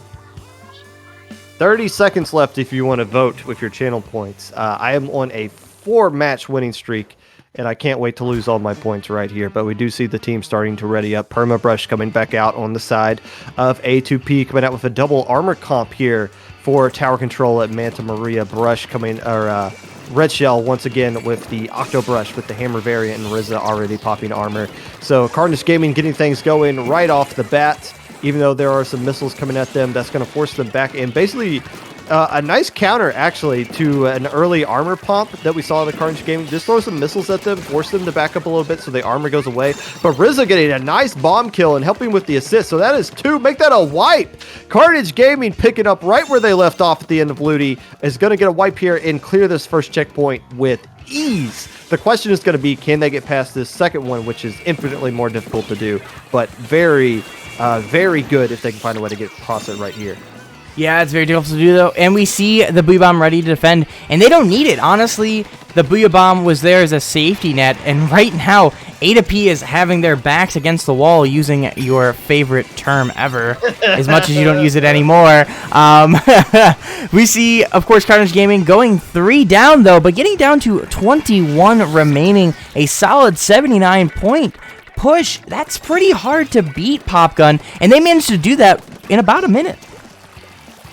Yeah, that second checkpoint traditionally is kind of difficult to get across, but when you get a wipe, Red Shell immediately recognizing, basically skipping the position they needed to be in to clear that first checkpoint, went right to the crow's nest of the enemy side of the map and just kept them away from even sniffing the tower at the second checkpoint. So really good positioning by Carnage Gaming, but now we see Assault of Pepper trying to get back in here, clears this first checkpoint, and wisely Soren backs out of there because all of their buddies have met the Kraken and have died back at spawn. But still, death by paper cuts here. That's going to be the game plan for Assault of Pepper to get back into this one. You don't need to hit a home run and get lead all at once. You just need to knock out a checkpoint at a time and work your way back into this one. Still a lot of time, plenty of time left on the clock. And don't eat that suction bomb, but a nice pick on Red Shell. Assault of Pepper seems to be doing the right things if they want to get back into this one, at least for now in the first half of the game. Yeah, just play patiently, focus on keeping that map control. Having that map control will enable the pushes once you're able to get those kills using it to your advantage. But they do go 2 down, and Soren's going to have to jump out, so effectively 3 down. 17 Rats trades with Red Shell. An effective wipe over there on the side of A2P. Carnage Gaming is going to have themselves mad points. Yes, I love the slap fights. As a brush main, have those all the time. How are we saying this player's name? Uzi? Ozzy? I'll go with Uzi. We're going right here with the K. Uzi works out. All right. My apologies to Ozzy if that's how it's supposed to be pronounced.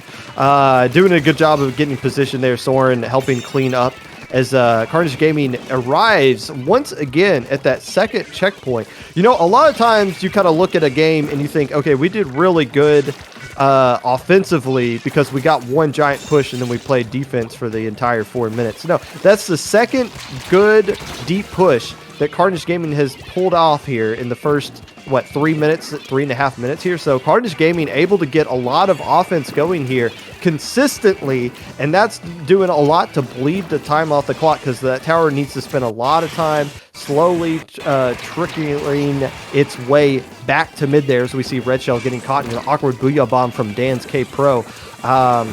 But even though that's the second time we've seen Red Shell be the first player to go down, and Assault Pepper not really able to kind of capitalize off the body count advantage that they have here. Red Shell back in action.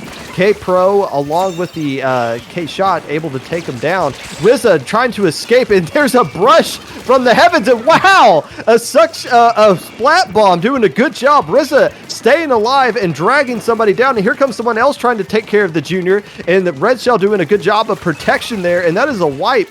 A great opportunity by Assault Pepper, but an even greater defense by Carnage Gaming. These players are slippery. Yeah, making their way. I mean, the big thing is for Rissa, they managed to get the effective trade for their team because their other player did go down to the brush. The brush didn't come out completely empty-handed, but not what they were looking for. Potential double there. Turning into just a trade is not what you want in that situation, but just 20 seconds remaining. Carnage Gaming again on the offensive side. The paint control is also in Carnage Gaming favor, which is the biggest problem right now for A2P. Every time they've had the map control, they've been able to push up a little bit, but right now they've had no map control, and they go down another member, though they did get one in response. Can they get two in response? No! 3 go down on the side of A2P, and they are completely swarmed by the 2 members of Carnage Gaming still alive. In this first game, will go to Carnage Gaming. First question I have. Somebody in chat says it's the other pronunciation. What was the main pronunciation? I forget. Is it type it out? Is it Oz or Ooze? 2 O's if it's Ooze or Oz. Second question I have. What is the response going to be from A2P right here? Because they're having a difficult time kind of capitalizing off the splats that they are getting. There were several times right there where they did have the man advantage. Over Carnage Gaming, but couldn't really capitalize off it. They couldn't gain any ground. They couldn't get any more additional turf onto mid there to kind of push up and establish control of things. So what are they going to do now that they know they can get the splats? They're just having a difficult time capitalizing off the few splats or the splats that they are getting. I think it's a mindset thing. I think they just have to focus on just playing more aggressively. They're playing safe, which is, useful, at the end of the day, but you have to still know when you got to put just the pedal to the metal. And especially, I think, with them, when they were down so much early in the game like they were, at that point, you just got to take your chances. You've already put yourself in a position where you're most likely going to lose the game. Once the other team gets past the second checkpoint, usually the game is pretty much lost on that last map. Just put the metal to the pedal, and that saying was completely right. Put the pedal to the metal and just go for it. You got, once you have yourself a man advantage, you have nothing to lose. You're already down a huge amount of points. Go for it. And A2P, that's what I think they have to do here in this next one. Clam Blitz is all about kind of a defensive. If they can put the pedal to the metal early and get themselves a good lead, I think their strategy that they were going for will definitely work here. Carnage Gaming can also be known occasionally to play a little bit passively when they have the lead, and we saw that there. And the question is, can you get them to play over passively because they're down? And I think they might be able to do that if they can take an early lead. So just go for it, A2P. Go for it early. See if you can get some results out of it. I think you hit the nail on the head there. The problem was A2P put the metal to the pedal and then afterwards said, oh, wait a minute, this isn't right. And then it was too late at that time. Looks like Red Shell coming out with the, oh gosh, I don't even know the official name of that one. It's the Beacon and Baller. It's Crack On. The Crack On, that's right. with Ninja Squid coming out there. Inri immediately going down to Siren, doing a good job getting a nice pick there with the 96 Deco RNG working out in their favor on that long distance kill. With 2 players for A2P going down. A lot of paint actually on the side of Assault Pepper right now, especially with that gal, that K-shot, and that brush can put a lot down as well as 17 rats getting taken down by Inri, doing a good job of cleaning up on all these kills right here and popping some missiles as well to discombobulate the A2P players as they are spawning back in. One more clam will give Inri a power clam, and they find it, they pop it, and the points are flowing early for Carnage Gaming here. You're right, early points. And, you talk about the paint that A2P has, but I think at the end of the day, Carnage Gaming has even more more paint with the NZAP and Junior combination. Nautilus also puts down a decent amount of paint.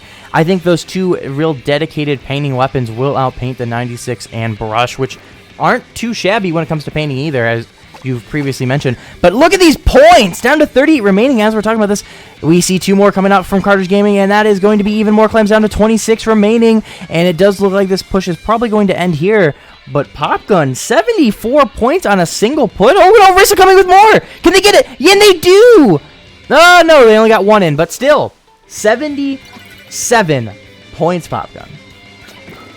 Assault Pepper is lucky to still be in this game right now. I mean, look, they're not going away. Carnage Gaming still has all the bodies they need. They're having a difficult time getting the splats they need. Now 2 players going down, but it's a 2v2 situation right here. And Enrico throwing a lot of clams from that step area, gets rid of all the penalty points, 20 remaining, and we still see, Red Shell's probably thinking about doing something sneaky. Gets taken down there. You hate, that's why you hate brush and roller players, because they're always up to something. And honestly, that's kind of what they're going to need 17 rats to do here on the side of Assault Pepper, because now they finally got some time to breathe. They don't have map control to work with. They're looking to try to double team and get a splat off of 1 player. Rizza does go down. And Siren now starting to push up. Actually, no, they're kind of retreating to build up some more clams, get control of mid. But Assault Pepper, they're finally in a position to where they can do something. The problem is half the game is already gone, and they're in a huge hole right here. Oh, dying to those missiles is huge. That ties up the man advantage right now. I just want to point out something. It's been a while since the Rollers gotten a kill. They snapped 12 KA. They've had 12 KA before anybody else even had 6 on any team. So they had amazing. And make that a 13th KA, and most of those are going to be killed because they're a brush, and their kit is Beacon and Baller. So Baller about the only thing that can really get an assist here. Half the time Brush is, or Roller is going to kill. So look at all these, they have enough points to KO. Here they go. Red Shell going in for more points. Rat's going to slow him down for a little while. Red Shell really should have just went for the points, I think, there. And Nari could have probably went in and got 1 or 2 to KO here. Luckily for A2P, they're going to be alive for a little bit longer. They have 20 points, or 20 clams ready, along with another power clam. They needed to go, and this was too long for them. Carnage Gaming managed to get themselves their plat back. The 96 fall-off kill, that is one of the most lucky kills you can get in this game, but that's honestly what A2P needs right now. They need these RNG shots to land in their favor. Siren doing a good job of capitalizing off of that, but 2 players immediately go down. A2P had the window there, a 4-to-1 player advantage. There a little bit of hesitation, wanted to get map on the ground, wanted to gather up some clams instead of just pop the basket and make everything work as you go along. But A2P had their shot right there, and now once again, Jumpman, Red Mist Shell up to something, and now they're working around this left side, and like you said, 15 KA, another baller ready to go. This is, if you want to get back into this one, step 1, take care of that roller, and then step 2, you gotta go. And right now, the team that's being more aggressive is the team that is already dominating this game, and that is Carnage Gaming. And somehow, they ended up getting the win. I was about to say, a lot of bodies just died right there. And ultimately, another convincing win for Carnage Gaming. Yeah, make it a knockout, mind you. They could have knocked that out a little bit earlier. Hey, by the way, nice shirt, Red Shell. Personal choice here, myself. 18 KA for Red Shell on that's roller. Dirty. And, I mean, they scored 12 of it in the first 2 minutes. So, really, they had a really good first 2 minutes. A lot of that came late, or a lot of it came early, and that's why they got such a big advantage. And then they just kind of faded off there, but still enough to get that victory. And potentially here, a game set match opportunity in Splat Zones on Black Belly Skate Park. I think it's a pretty fun one, Popgun. A little bit different than any other Zones map. I thought this was Rainmaker. Splat Zones at Black Belly Skate Park. This is fair. Some people don't like this. I think this one's fair. I think it's fair. Now, it's one of those map and modes where you need to like everyone needs to change what weapon they're using almost, because there's always like, oh, I have a comp specifically for this one, and it's usually just a bunch of tri-sloshers, maybe some X-Splosh. But when you got a team like Carnage Gaming that can actually, both these teams that are going a little bit off meta in what they do with all these brushes, they can bust out some different things here.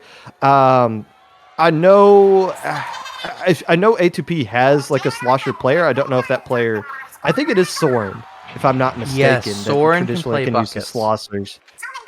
So they'll definitely bust one of those out here, and you can always go with K-Gal because that's kind of busted on every single map and mode for sure. But yeah, if there's one, I don't know if the Salt and Pepper, they're in a situation where they have to win. I don't know if this is the map and mode that they want to play their first one in to get back into the set.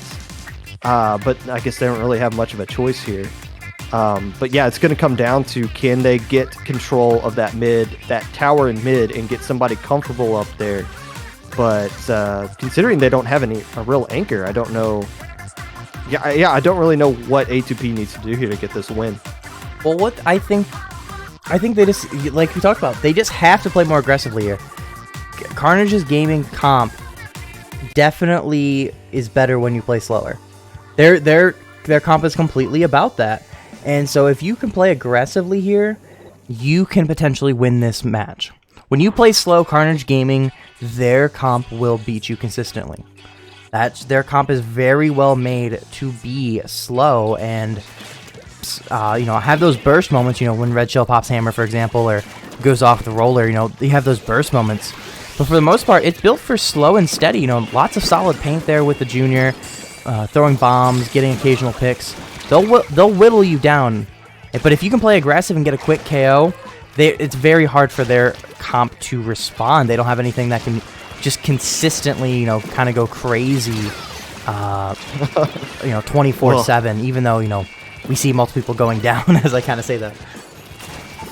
And we see Dan coming out with the Foil Flingza, the missile spamming barrage of a weapon, as opposed to the K-Pro that they were using. This is kind of what I'm talking about. Everybody needs to have some kind of pocket weapon specifically for this map, and for Dan, it is the Foil Flingza, and that seems to be paying some dividends here for A2P in the early goings. For the first time in this set, they have an early lead in the first minute, and that has not been the case in the other two games. A very nice read there on Inri, and the last player left alive is Red Shell, kind of camping around that left side. I don't know if they're aware that Red Shell is there or not, which is fine. Oh, actually, I believe so. You just saw a splat bomb. Whoa! 2 players just died. What got him up there? Was that one of Rizza's splat bombs? She's already got 4 KA. I assume so. That is a game-changing bomb that just blew up a couple of A2P players on that tower, and all of a sudden Carnage Gaming has all the momentum right off of that one play right there.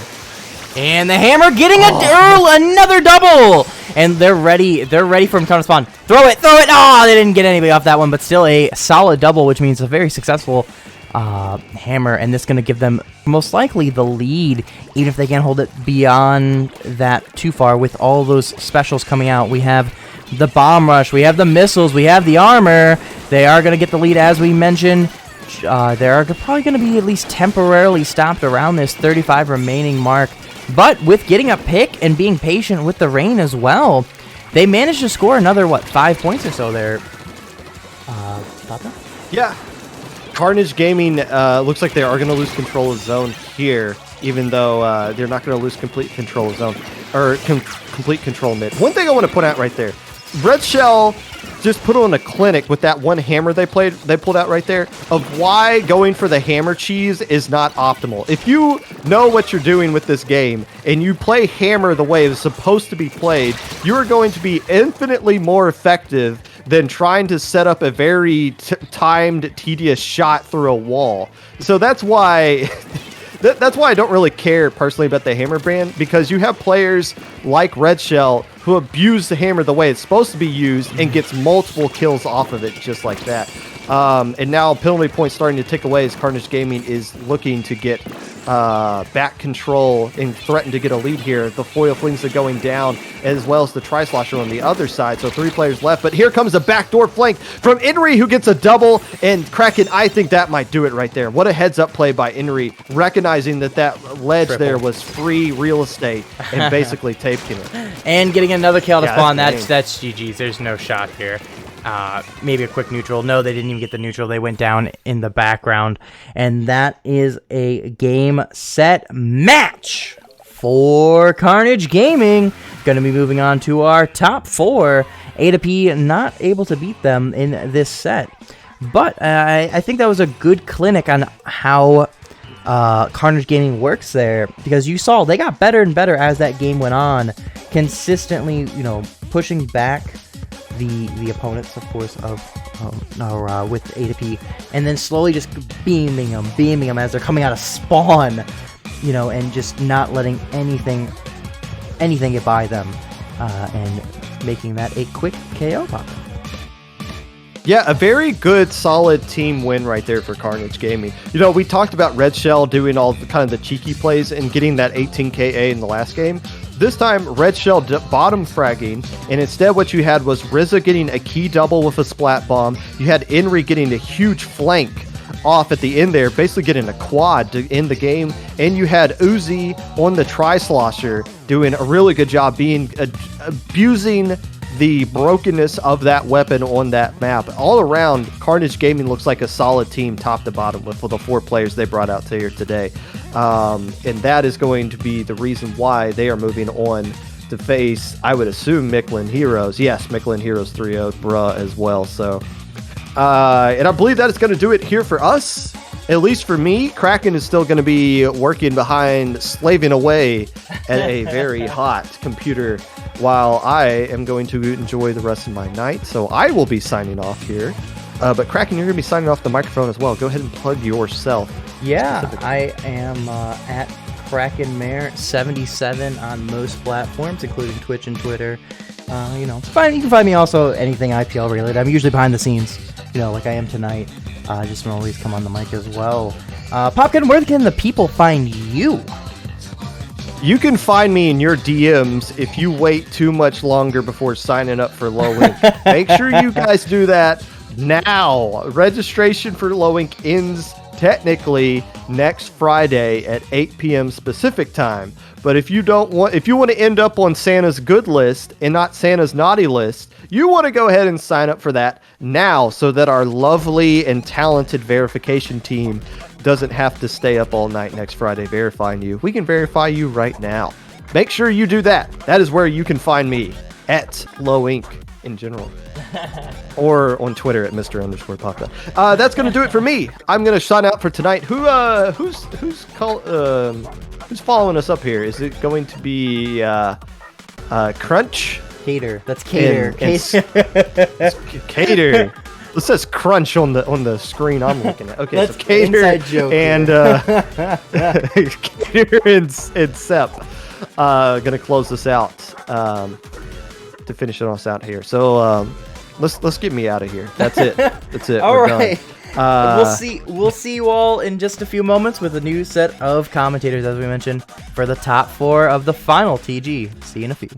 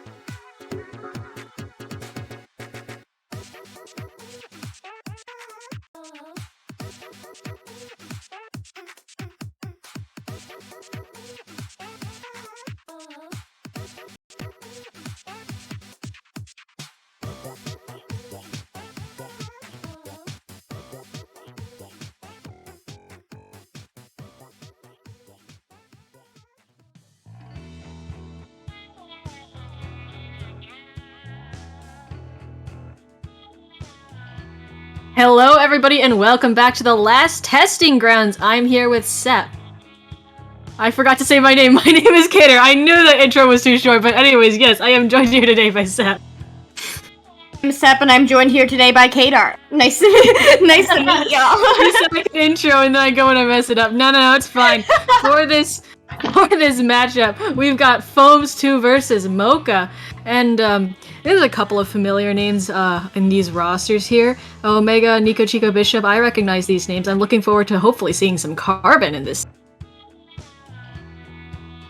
Yeah, absolutely. A Carbon would be absolutely wonderful, especially on something like Clam Blitz Snapper. You have so much maneuverability there. You have so many ledges, especially near Bike and Hill. Carbons are just a very big threat wherever there's jumps, and there are so many cuts here, especially behind bunker. Definitely a lot that a carbon could do here.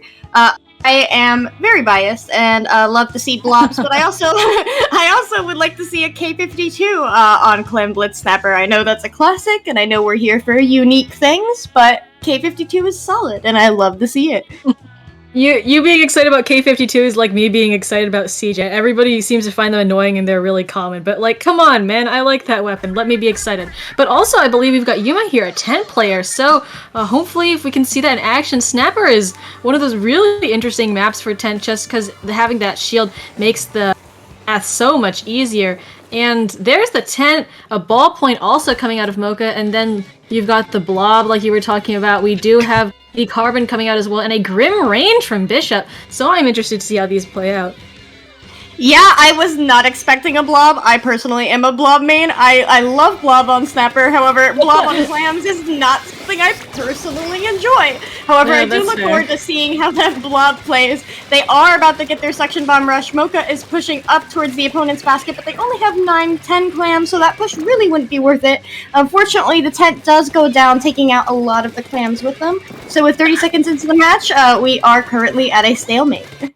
Yeah, it might have also just been really them looking for an earlier, footing in the game. Just having that turf control, having that good opening can really, really help to set up for later pushes, even if you're not pushing immediately. But like you said, we're honestly just seeing a stalemate as both teams struggling for mid here. Although the tent going down to a well-placed suction bomb from Archer here, and so, I mean, doing what it ends up does best, just turfing around, and with their team collecting clams, both teams actually with pretty similar amounts of clams, so hopefully we can be seeing some sort of a push in these next minute or so. Yeah, absolutely. That Zap is holding that armor, so I would be expecting a push on the side of Foams too. There we go. They have 10 clams, not enough to make that good of a push out of, but you can open the basket and you can keep it open. Archer does have that clam. Unfortunately, he is taken out by Lit Blue, taking out that power clam with them. That power clam does have quite a bit amount of paint in front of it. Bishop is trying to get up there with the blob, but that's just not the type of weapon that you can work your way up to the basket, grab it, dunk it, and stay alive with. So they do have to fall back, and unfortunately, that push would be dead on the side of Foams too. Yeah, it was a good effort, but unfortunately they just weren't able to make the clam throw it in fast enough. And Mocha goes 3 down though, so Foams 2 might be able to get something out of it. Just a little bit more control of key area. You see that blob, you saw them up in the top right corner. I mean, like we were saying, all these ledges and different angles probably lends itself really well to blob. I'm not a player myself, but I really, really dislike fighting it, and I can see why you would like playing it on this map. Yeah, absolutely. You really get a lot of height in order to carry your shots further if you're on top of Snipe. And also those hills, you really just have so much room to work with if somebody's trying to rush you from down below. We do have Archer once again holding a power clam here. He does seem to be the heavy lifter for this team, but he's also the armor player. So if he goes down, he's taking that armor out with him. The blob has the suction bomb rush ready to go. They are going to want to use that to clear the basket if they're able to work up. 2 members are down on the side of Mocha. They do have that armor ready to go. Carbon is working its way towards Chicken Rush, and Grim Range is halfway towards Special as well. There are 2 members down on the side of Foams too. Unfortunately, the Zap does go down, but their teammate picks up the power clam and dunks it in. A nice push, and 3 minutes into the game for any points to go on the board, which is pretty remarkable. Like, this is about the point where pushes like this, even though it's only to 71, could be game winning if they keep up the same defense that they've had for the rest of the match. However, they did go 3 down after that push, giving Mocha a power clam and some time to hopefully set up a counter push of their own. Yeah, Mocha is working their way towards Special. Every single member has over half of their specials ready. Unfortunately, their Slosher does go down that blob, getting a very nice kill on that other sloshing machine. I mean, not sloshing machine, on that other bucket. The NZAP on the side of Mocha does have their armor ready to go as well, so they're going to want to hold that and maintain that for when their teammates respawn and manage to break into the mid. Foams 2 does have 16 clams. That is quite a lot to work with. Mocha does not have any just because of the amount of pressure that Foams is keeping on mid, so they can't even manage to get any clams. And that's just something to be concerned of with only a minute left in this match and 3 members down on the side of Mocha. We just saw great gameplay from that blob. I mean, they did kind of have to. They diverted their suction rush to that 10 and eating the bubbles that came out, and then got a nice pick And with that, Foams 2 gets a push all the way down to 32. I guess scratch what I said. Not scratch what I said, excuse me. But they're continuing, and it looks like they are on their way to a knockout, possibly, if they are able to. Unfortunately, though, with Bishop being the last one alive, they are very wisely backing up. Not quite a knockout, but still to single digits, which is a great place to be with less than 30 seconds left. They're all alive, and they can start putting up some sort of defense, while it is up to Mocha to, you know, because they might not even get to the basket in this time, they have to create that power clam and then keep it alive and get it in 20 seconds, and it's really hard to do just in clamlets overtime, and because those clams are dropped, and now with the getting opened again, this is really just not a good situation for them as they just all go down.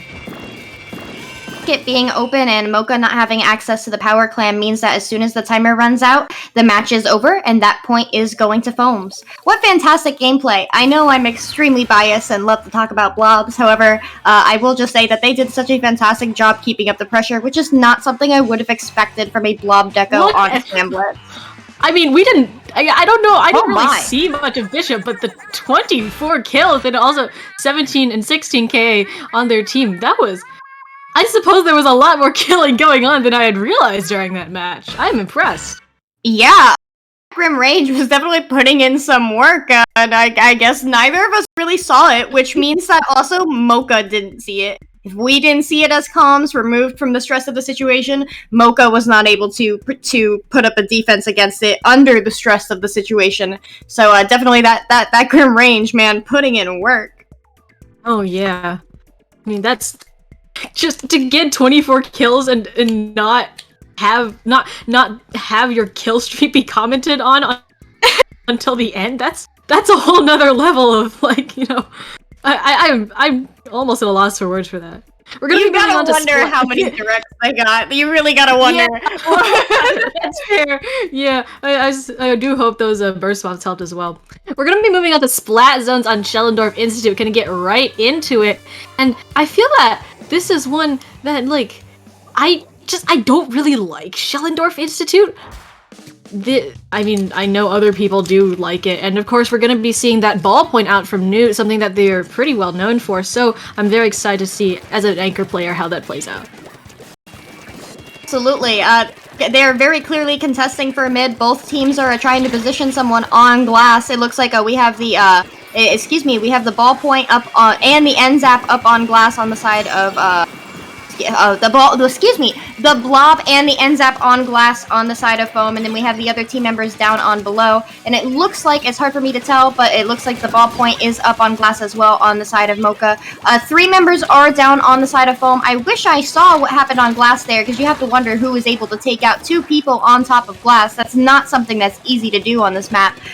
Mocha is able to cap the zone, and they are working their way up. They are painting up left and right side, which is going to be very important for maintaining a good defense there. That blob is trying to position themselves on glass, but they are making themselves obvious. It's definitely going to be very hard for them to stay up there without getting themselves killed, especially in a 3v4 situation. Yeah, unfortunately with that Grim Range down, we're not going to have that killing power, and Umbra here going around for the flank, at least diverting attention to them, getting the blob to have to go on the defense there, and we're already down to 25 and counting for them. We're seeing a nice little frantic 1v1 here. Finally, this is the end zap coming in, and Foams has managed to take back the zone. I mean, I remember just as a new player seeing Splat Zones matches, you know, go all the way down to 22, I would start panicking because, like, I thought that would mean a certain loss, but seeing just how far Splat Zones matches can go and how closely contested they can be, this is just a normal thing for me now, and it's kind of, I was thinking about that. It's just interesting for me to see that progression in my thinking. Yeah, absolutely. With 22 remaining, this still is anybody's game. Foams could get a very good lockout here and lock out their opponents. Unfortunately, their end zap is down, taking their armor with them, which is going to make it harder for them to maintain, as they do have 4 members up on the side of Foams. That K-shot is going in for the 10 missiles. That's going to be able to help discourage people from camping on glass. You don't have a lot of room to swim around there. You're going to be slower because you have to actually walk across glass. And unfortunately, that K-shot does go down, and so does the zap, which means Mocha is going to have to clear path in order to cap zone and start pressuring their other teammates. If you rush that Grim Range or you rush that blob, you're going to have a very good chance at killing them. Yeah, I mean, with the Grim range does have those missiles at the ready, so hopefully, yeah, they popped them now. And with that combination of that and the suction rush, as well as the other missiles from the K-Shot, I just now realized this was double missile comp. They're able to take out 2 members of Mocha, nicely scattering them, and that is really nice use of specials there. I mean, both missiles were popped at good times, one to scatter the enemies, and then another just to hammer it in. And so I really appreciate that out of Foams, because now they are solidly in control of the zone that Blob has their suction rush again, and with that, I mean, all of their teammates are just wailing on the tent right here. Yeah, absolutely. That suction rush is absolutely critical when it comes to defending the zone from being capped from the other team. Unfortunately, Mocha does manage to cap it and apply penalty points, which means that they're going to have their work cut out for them if they're going to try and maintain lead and try and push towards lead. That Blob is the only one up. They're going to have to try and stay alive. They're halfway towards that special, and that's something that you really, really want on Splat Zone Schellendorf. You really want that bomb rush, so staying alive and maintaining that special is absolutely critical. The ballpoint does have their Inkstorm ready to go, the Zap armor ready to go, and it looks like that ballpoint is popping it, but so is Foams. They pop their armor, they're working their way towards the zone, they cap, the ballpoint is down, but the Tent and Zap are still up and ready with their specials. They pop as well. Foams currently is in control of the zone, and Mocha is burning through those specials to try and contest it. Yeah, I mean, speaking of specials, the amount of specials that Foams 2 has popped this game, I mean, 7 suction rushes out of the Blob and 8 missiles out of the K-Shot is a lot, and we saw that one moment of special coordination, but I do hope that I'm not sure if I've really been noticing it at other times. A nice pick out of that Blob there, though, and of course, with only 19 penalty points, Foams 2 does still have a very real shot at this, especially if they are able to be in overtime. Specials, are coming out, suction bomb rush and missiles yet again, and they are in control of the zone with 2 members down on Mocha as well, and that penalty almost gone. This is actually a very good point for Mocha for Foams 2, as Mocha actually did go down for a full wipe right now, and with the missiles coming out, this could very well spell a lockout in the game for Foams 2 as they come closer and closer, and with 3 down for Mocha, that is going to be the lead. With just 5 seconds left, Foams 2 is able to take the second match, and you see them just standing on the zone in celebration. Yeah, that's the classic Splat Zones for you, and Cloud's brought up in chat, LDE just really changes the game. Once you get that Splat Zone counter down below 30 and LDE is active, that really changes everything, because you have your bombs ready to go. You're getting quicker special. You're I believe with some weapons you do get a little bit of a swim speed bonus. Correct me if I'm wrong in chat with LDE, and that really does change everything when it comes to Splat Zones. In some instances, if you're able to trade back and forth with the zone, you might even want to let them get it below 30, because then you have an advantage, especially if your team is prepared to counter that with LDE. Oh yeah, I'm pretty sure they were running triple LDE, so that did give them a huge boost there. That's definitely a valid point. I had forgotten about that. We're going to Oh, sorry, did you want to add something? Oh, I was just going to say Splat Zones is a mode that you definitely want to be able to play calm. Objective is not moving, so if you manage to stay alive a little bit longer, take good positions, and just stay calm, keep a cool head on your shoulders, you do have an advantage there. Yeah, definitely. I mean, with Splat Zones, big leads mean a lot less than they seem to in other modes, maybe, because just with other more mobile game modes, take Rainmaker and Tower Control, which we are heading into Rainmaker next, you have that lead once you get to a certain point, on a physical point on the map, and then it's reset. But with Splat Zones, you keep the points that you already have, even if it's reset. So, it's a lot easier to collect yourselves and go back in for another push to try and take the lead. Yeah, absolutely. And longevity is everything with Splat Zones. You can't be applying points if you're not up. So, paint is everything. You can't paint if you're down. So it's just so important to know when to jump back, when to save your special, when to fall back and work back up as a teammate with your teammates, because you really do need all 4 people applying pressure to the zone at the same time in order to have a successful and quick cap of that. With that, we are moving to Rainmaker Mako Mart. How do you feel about this map mode, Kadar? I like this one quite a lot, actually. I like Mako a lot in general. It's just such a well-rounded stage, and the fact that I am a previous Slosher main may be factoring into that a little bit. But hopefully we'll be able to see the Blob in action again. We've also got Umbra on the vanilla Slosher too, so we should be able to see some nice bucket action here. The comms pretty much staying the same for both teams. I mean, also Carbon will probably have a lot of fun, just stuff like that, fall-off weapons, and immediately we've got people going down on both sides. We have the tent. This tent shield can be really useful in Rainmaker just to, I mean, literally to just have a path to the Rainmaker, especially in some more contested areas or in maps that have alleyways leading up to the Rainmaker. It can be really useful. Absolutely, I was just thinking about that as you brought that up. Using that tent shield in order to push down right side, which is normally a very intense place to push through, could definitely be extremely useful for Mocha with that tent shield, because normally you're getting shot on from all angles because it's so close to the opponent on from right side. But man, that 85 is putting in some serious work. They are painting up, and they're going to pick up the Rainmaker and push that over through the jump. They are working their way towards their opponent's goal, but unfortunately they do get taken down by that ball point. And it's 71 is extremely beatable. This is still anybody's game. We have 4 minutes left. I am not counting them out. Mocha, unfortunately, does manage to get the pick on Foams, and that they're ready to go with that camo tent. That hammer could mean quite a lot, because not only do you have that shield to make pushes, but you also have that hammer, which can be used to paint the path in front of the Rainmaker and then scare opponents away. It looks like Mocha is preparing to go for the left side. That is good, because opponents are coming out of spawn, which is on the far right side. So that means if you go left, you are far more defendable if your teammates work with you. And we saw that Rainmaker falling behind the tent shield. Great work out of Mocha right there, getting it all the way to 42, unfortunately getting wiped for all the trouble. But Mac was a generally small map, so they will be back in the action in pretty much no time. I also like to comment on, we saw Umbra get like a 3 kill streak, really nice. Just, again, bucket game on this map, absolutely wonderful. I love it so much. Yeah. Absolutely, and Archer is picking up the Rainmaker. They are preparing for a push on left side. Unfortunately, they do miss that jump, which leaves them exposed to that sloshing machine. The Blob is going to have to fall back. There is only 3 members that, and never mind, make that 2 as the Grim range does go down. So they're really going to have to focus on defense here. Man, Ledge Demon putting in the work with that Carbon. Just saying, I am here, you're going to feel my presence, you're going to feel the presence of my team, even though they're down. And it looks like their team does manage to get back in the action rather quickly, and they even managed to pull lead here. Yeah, I mean, both teams are choosing to just take the same route over and over, and it is working for them, because this is a pretty commonly taken route, just because, like you were saying, once you have an opening when the enemy team is down, you want to go where they're not going to be when they respawn.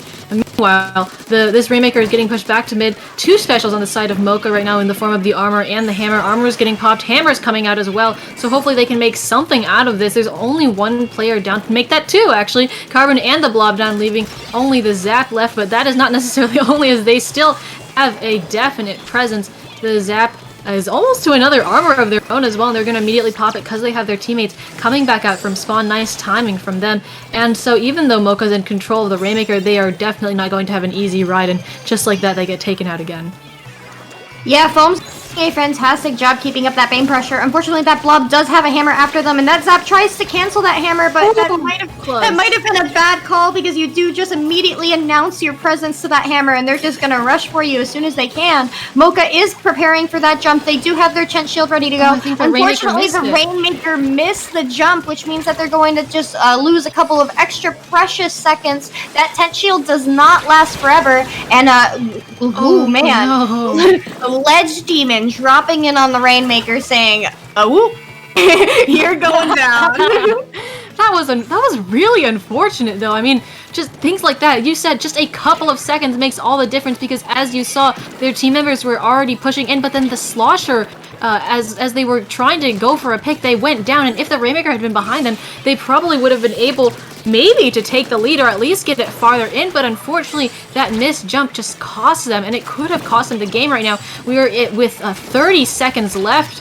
and both teams are trying desperately to do something right now. You saw members of Mocha die for the Rainmaker, but they just weren't really able to get it. The Sloshers down here as well, but they aren't able to get it before it resets, and now Mocha pretty much just has one last chance to get this done. Yeah, Archer did a fantastic job of using the corners there to protect himself from that carbon there. The tent was there to back up the carbon, so you definitely had to play it smart. Archer did a fantastic job of using that tent shield against them and being aware of how they were going to push. Mocha does pick up the Rainmaker. Lit Blue is working to try and get that as far as possible. The hammer does come out from that wonderful, wonderful tent, and it looks like they are shifting positions on how they want to push this. The hammer does go down. They do have 3 players up, but that blob getting a pick on a Rainmaker. The last thing you want to do when you're fighting against a blob is give away your position. Well, I will be sure to take that into account next time I fight a blobber. A nice victory there. Pretty close game, but again, just an unfortunate missed jump there. And pretty KAs out of both teams. Double digits for almost everybody in the lobby, which is just a lot. That, if I'm not mistaken, is actually going to be the set as well. Yeah, it would be a clean sweep from the side of Foams too. They did a fantastic job. That Grim Range Blob combo was absolutely fascinating to see, and that, man, the pressure from that NZAP, they really, really know what they're doing with that 85, and that's always wonderful to see. It's not just a painting weapon, it's not just an armor weapon. It can get kills! And that's exactly what we saw from Archer. And so, congratulations to Foam for moving on to grand finals of the final testing grounds, and a good job Mocha for putting up a fantastic fight. Yeah, I mean that whole team comp was really nice to see, and with the Carbon just running around taking advantage of the NZAP's paint, that was really just the icing on top. I mean, with pairing Blaster with Carbon is not something I would immediately think of doing, especially because, you know, Blaster's low paint output, Carbon's need to thrive on paint, but it worked out really, really well for them, and so I'm very impressed. Good job to them, like you said. Yeah, absolutely. And we'll be back with the next set in just a moment. Stay fresh.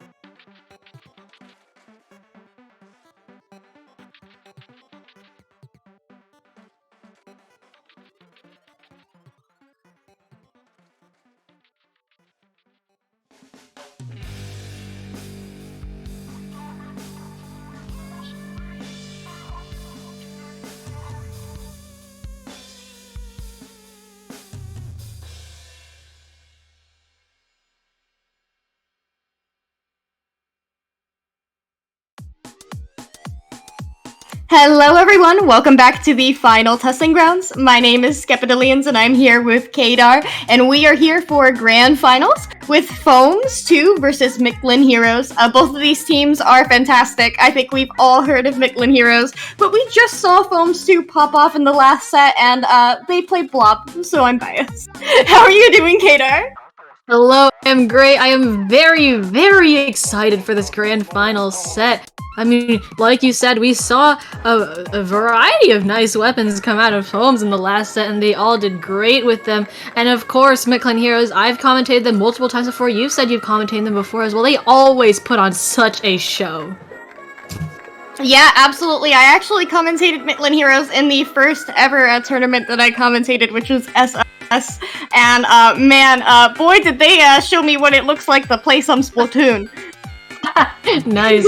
Yeah, I believe I commentated them in a midpoint plus cup, and I'm pretty sure they took grand finals all the way to a game 14 or something like that. Oh, before winning. It was, yeah, I was very tired, but it was amazing to watch. We're gonna be starting this off on Rainmaker on Starfish main stage. We just came from Rainmaker on Mako Mart, so I mean, Foams 2 has got a little bit of momentum behind them on this. And of course, Starfish Rainmaker really pretty much easy going, except for the choke points, like the one leading into pit, and then the ramp, and then after you get to the top of the ramp, every single point counts. Did you mean those choke points are a Blob's fever dream? Because that's what I heard. I just heard Stingray. I don't know about you. Oh man, definitely, I definitely would love to see a CJet on here. Also, I do expect the Blob Deco to come back out on the side of Foams, just because it is so solid on Rainmaker, and they showed us last set that they can perform with that, especially on a shooter-dominant map such as Mako Mart. And it looks like the match is starting, so we will be popping off with some Rainmaker Starfish. Yeah, excited to see how this plays out. I'm pretty sure I've actually seen Mictlan multiple times on Starfish, if I'm not mistaken, and it's really interesting to just see their fast-paced style of gameplay translate over to this map. Foams 2 is keeping the same comp that we've seen in the previous set. We've got, of course, the K-Gal coming out, a V-Slosher, and then Nzap, and a Nautilus 79. So I'm very excited to see how that turns out. I always like watching Not gameplay. Yeah, absolutely. Quite an aggressive comp on the side of Mictlan Heroes. They don't have anything that's too long range. Sure, the Knot has a little bit of range, but not too much. So it is an extremely aggressive thing. Unfortunately, the Zap does go down before they can give their team armor, which is quite a disadvantage for Mictlan Heroes trying to push forward. And also, the Zap is down on the side of Foams too, so make that pretty even, actually. Both teams are going to have to continue to fight for mid. That 52 does pop Booyah in an attempt to push Mictlan Heroes back, but unfortunately, they do go down. And it looks like Mictlan Heroes is going to be the first team to pick up the Rainmaker and begin their push. But there are missiles on the Rainmaker as well as two of their teammates, so they do have their work cut out for them on trying to stay alive. Yeah, the Zap manages to take out the Rainmaker before they die themselves, and so it's going to be in that little awkward corner there. The Carbon managing to get the drop on the Slosher, but not before they're managed. And then we have Lex on the K-Gal so far up, unfortunately getting taken out before the Rainmaker can take advantage of the opportunity they've created, but that is just so like Mictlan here is playing so aggressively there.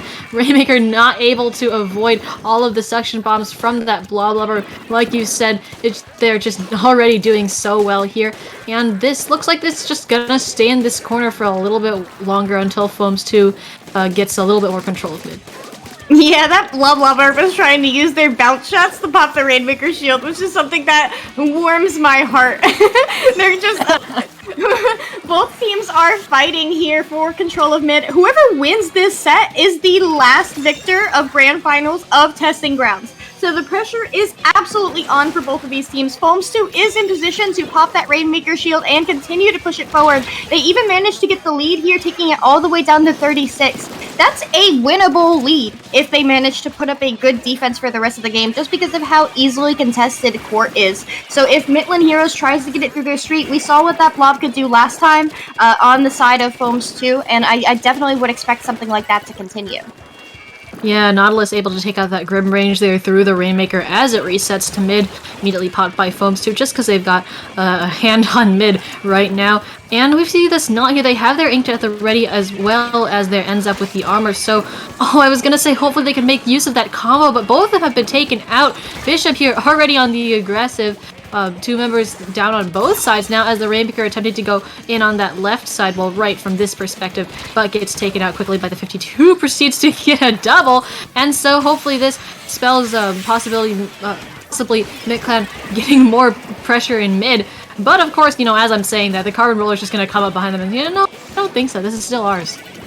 Yeah, absolutely. That Carbon was putting in work. That 52 was definitely distracted by that jump on that left side. And that Carbon said, ooh, while you're looking that direction, I'm going to come up behind you and definitely get this pick. It was definitely very clean. Archer does have that armor ready to go whenever they choose to pop it. The Grim Rage, unfortunately, does go down, taking out a significant amount of pressure with them. But Blob pops the Suction Bomb Rush to even prevent Mictlan Heroes from picking up the Rainmaker. You're not going to pick up the Rainmaker if it's in the middle of a Suction Bomb death trap. They're wiped, though, because the Blob, I believe the Blob was taken out as well. And so this is exactly the opening that Mictlan's looking for. And there we go. I mean, just like that, that's the lead. And just like that, that could almost be the knockout. They take it all the way to 4. I mean, again, you're just so, like just like this, Rainmaker can be over in just the blink of an eye, but Mictlan Heroes does go 3 down, and that jump in is going to get canned by Archer, the last person, I believe it was the Nautilus, retreating to mid. So again, a push to 4, not a game-ending push, of course. You've seen how Rainmaker battles go. Foams 2 could definitely take this back. It's just going to be a bit more difficult for them with a minute left. Yeah, a minute left and 2 down, which means that you're losing a significant amount of special utility, especially with that NZAP all the way having their special only a quarter up. Archer is going around. He's gonna try and flank with the 85, which is something that we love to see, and we've seen him pull off some incredible shots before. So definitely looking forward to seeing what he can pull off with that flank. Bishop and Archer are all the way in their opponent's pit. They are just applying so much pressure. They pop armor, they pop tons of missiles, and they are working up. Unfortunately, they do have that knot, and that Slosher looking straight down at the Rainmaker. It's definitely going to be very difficult for them to defend this, and unfortunately the Rainmaker does go down, which means Lex on the gal. Yeah, probably the end of the game here. You saw Lex take that different angle because as Foams was getting attacked by the front by that Knot and Slosher, like you mentioned, they came in from that side alley there and was just able to take out the Rainmaker just like that. And that is going to be a first game for Mictlan Hero.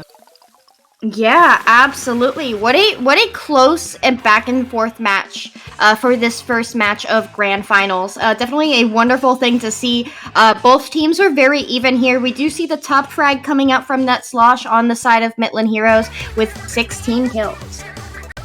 Oh yeah, close matches like this are absolutely what you love to see, especially in Grands, and like you said, with Grands as stakes as high as these.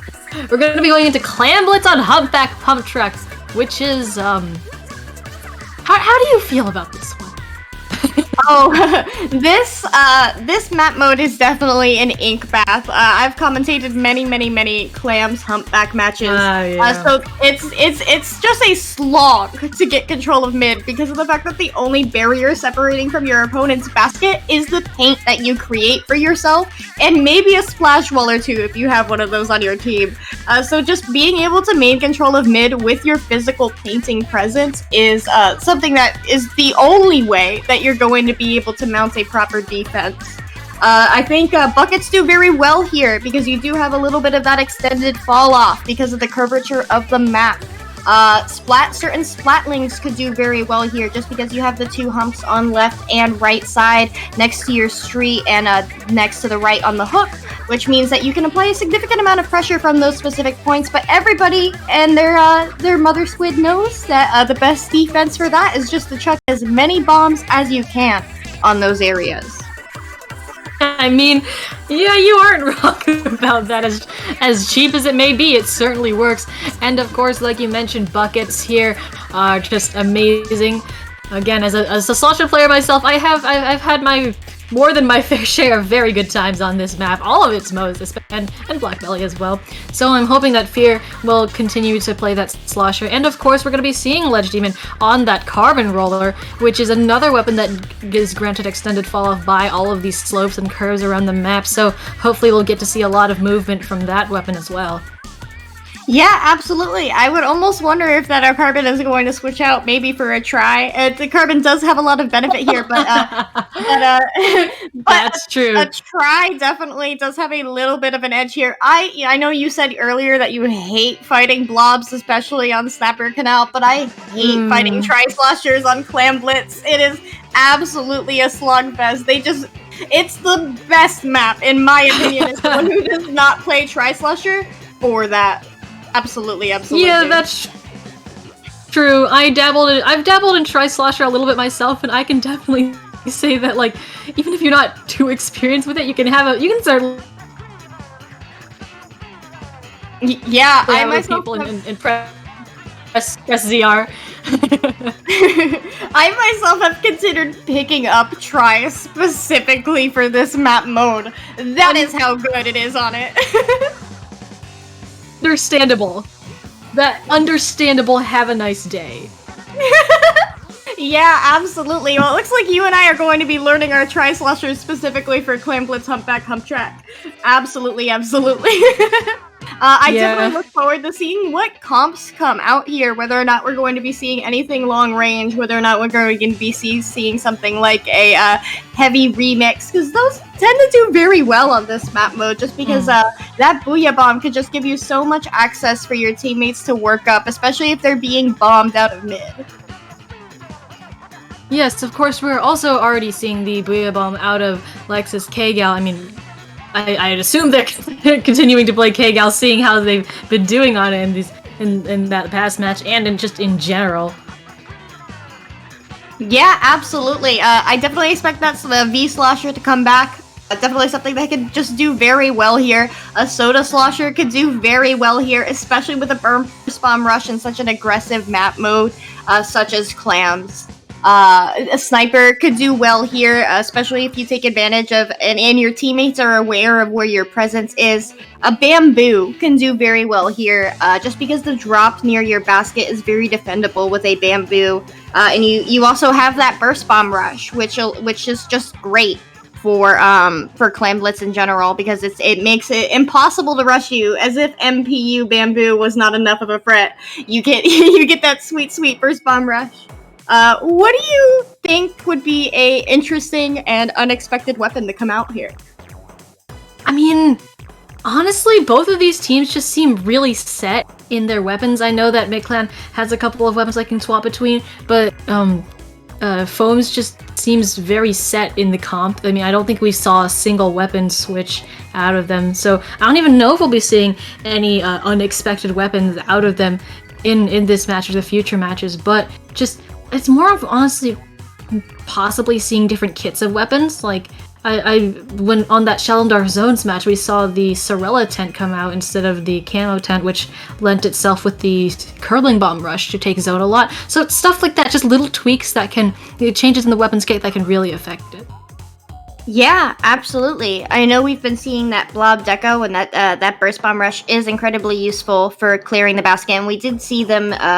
We did see that team default to that blob deco for the last Clams match, and they did very well on that. But I would also wonder if they might bring out the Ink Storm, just because of the fact that that is such a very narrow map, and it's not essentially narrow in the fact that the map is narrow, but the territory that you need to be fighting for in order to use the map effectively is itself very small. So painting weapons or something that goes very well here would be very nice. Yeah, I'd just like to let y'all know that unfortunately we had a little bit of a technical difficulty, so we are not going to be, that match was already played, the Clan Blitz on Humpback Pump Track. We are not going to be able to view that, and we're going to be moving on to Tower Control and Anchovy games. We will be moving on to TC Anchovy, and it does look like Foams 2 won that last Clams match, so that blob, if they played, probably popped off. Which means that we are still 1-1 in grand finals, and I hope y'all enjoyed listening to me and Kadar talk about the wonderful meta of Clan Blitz Humpback. Yeah, I mean it's just one of those maps, you know, that it's got the same ring to it as, I don't know, Splat Zones on Blackbelly Skate Park. Like, do you get what I mean? Like, it's just one of those map mode combinations where everybody just kind of goes, oh, that map mode. You know, this might change your opinion of me, but I like zones. Blackbelly, fight me. I mean, you're a blob player. You have reason to like zones, Blackbelly. But that being in the past, we are moving on to Tower Control and Anchovy games, which is personally one of my favorite map mode combinations. Oh, I mean, man! I am a C-Jet player, so that is one of the reasons why. Just anchoring is a lot of fun on this stage, but just my team was also really good at this map in general, so it holds I have a lot of fondness for it. We are very, very different squid, I'll tell you that. I do love some Splat Zones Anchovy, but Tower Control, man, it is such a difficult job to get that tower out of mid and up that second checkpoint in order to move that tower down your opponent's. Just getting it past that point, man, if you can get it past that, you are golden. You got those jumps in, you're ready to go, but that wall, man, it is just so difficult to clear. We do see that Grim Range coming back out on the side of Foams too. I do think that is going to flex here on Tower Control. We're going to see what that Blaster can do. Blasters are just so dominant on TC. We do see an Octoshot coming out as well for that Inkjet. I forget what that is replacing, but man, that's definitely something that you do want to see. It's replacing the Carbon, yeah. Oh yes, it's replacing the Carbon. How dare I forget? And we do see that 52 getting ready to pop. We do see that 52 getting ready to pop the Booyah, but man, two members do go down on the side of Mictlan Heroes, which means that Foams is going to be able to begin to push that tower. Ledge Demon showing off why they chose to switch to that Octo shot, and getting another pick with that Inkjet, and it looks like Foams is going to be able to clear this first checkpoint and get it up that wall that I just hate so much.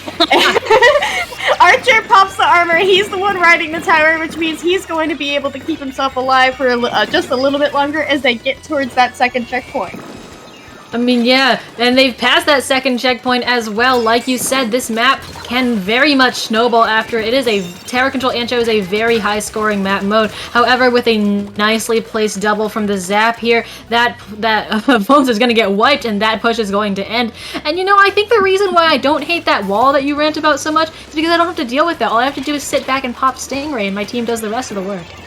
Oh yeah, you sure have a different job than I do. I'm usually the one right in the tower, trying to stay alive. If I do right on the tower, it's after I've already popped Stingray, so people are already dead or out of the way. So I have it easy, you know. That's the one time I got it easy as a backline player. Well, you know who does not have it easy right now? Mictlan Heroes, because it looks like Foams 2 is getting ready to pop that armor. That blob is incredibly close to having that section bomb rush, which is just going to be extremely useful for clearing that tower. That blob does pop it. They are at the second checkpoints, which means the blob is just going to be able to lob as many suction bombs as they can at that poor tower. Unfortunately for Foams in that defense, 3 members are currently down, which means Mictlan Hero is going to be able to pick up the tower. They're all going to start trying to rush that blob, and they're going to have to do everything they can to stay alive, and they might even lose lead here.